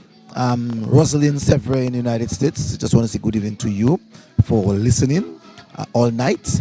And all the other people that have been tuned with us. Yes, indeed, indeed. So, Cecil, it was indeed a great pleasure being here. We will be back on Saturday at the Calypso semifinals. What time does the show start? 8:30 bang. And our broadcast starts at 8 o'clock. The broadcast starts at 8, and 8:30 the show goes on Saturday. And of course, 20 Calypsonians. Maybe we should get the list again in the order they will be performing. I know Sandy begins the show and Caressa ends the show, but we'll get the full list of their performance on Saturday.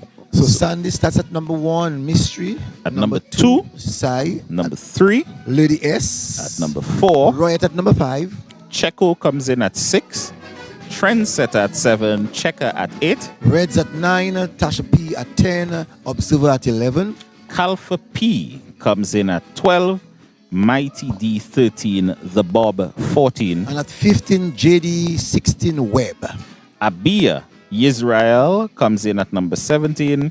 Nashel at number 18. 19, the Daddy Chess, and 20, the Caressa. So these are the 20 semi-finalists, and this is the order they will appear on stage on Saturday. Your guess is as good as mine. No matter how much you love a song, it is up to the performance on Saturday evening or Saturday night at the Windsor Park that will carry them into the finals. And I must say, Darrell, I'm proud of what we are doing, because I think that we're helping the Calypso Association in not only marketing its product, but to sensitize people as to what is actually prepared for them for Saturday. Yes, indeed. We saw a number of the semi-finalists here this evening doing their practice. I understand there was a practice last night where 10 of the semi-finals. So we did not see people like Observer, Reds, Kalfa P, Trendsetter, Checo. These people may have practiced here last night. There may be another practice on Thursday as well. As we heard, Sandy comes off the plane and heads straight to practice with a new song. And of course, they're hopeful that the song will be released before Saturday, and also that she can get in for practice on Thursday evening. So we will be back the week of the finals. We'll be back here. Where we will be meeting again with the 10 finalists. That time we'll be in the band house itself. Oh, okay. Getting the feel, making people see exactly how the finalists are actually doing it, and in their preparation for the finals. Tonight, what we did was to have an interview, give our opinion on a number of matters, and to allow the Calypsonians to speak of the things that they would like to express themselves about. Well, Cecil, it's just up to you now to wrap up the broadcast here this evening. Calypso Pulse on DBS Radio. Just want to say thank you to Dean Thomas, our chief technician on duty, and Swami, a new individual that we have in training, and to ensure that he gets the hang on things. And to all our viewers and listeners, we want to say thank you very much while we go back across to studio of Ted Daly, Studio 1, as we continue giving you our broadcast with BBC. Thank you very much for staying tuned with the Nation Station, DBS Radio, until 5 o'clock, when you wake up with the voice of Amelia Joseph Dennis.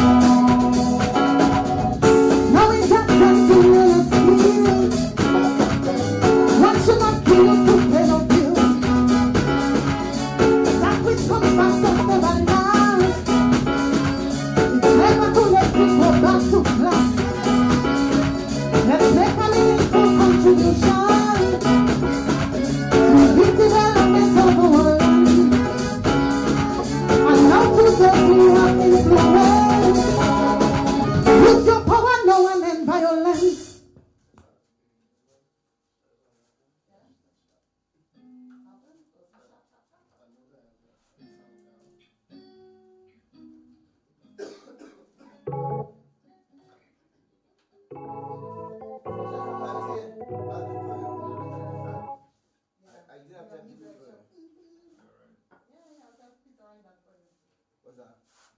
Huh? Happened to Peter? To put a mic for him. Oh. Yeah, man. You tell Peter to buy. Hey, when you raise the ring? What's that? When you raise the ring? We did not know one, but by Raymond Friday, do. I have to be there. Why not now? Let's go. Girl. Okay. Okay. All of us going. Okay.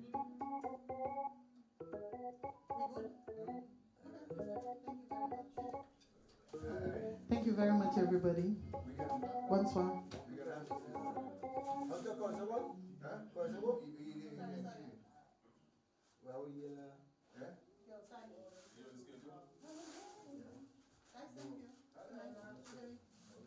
I went through. What did I eat? Mr. President? Who attended that?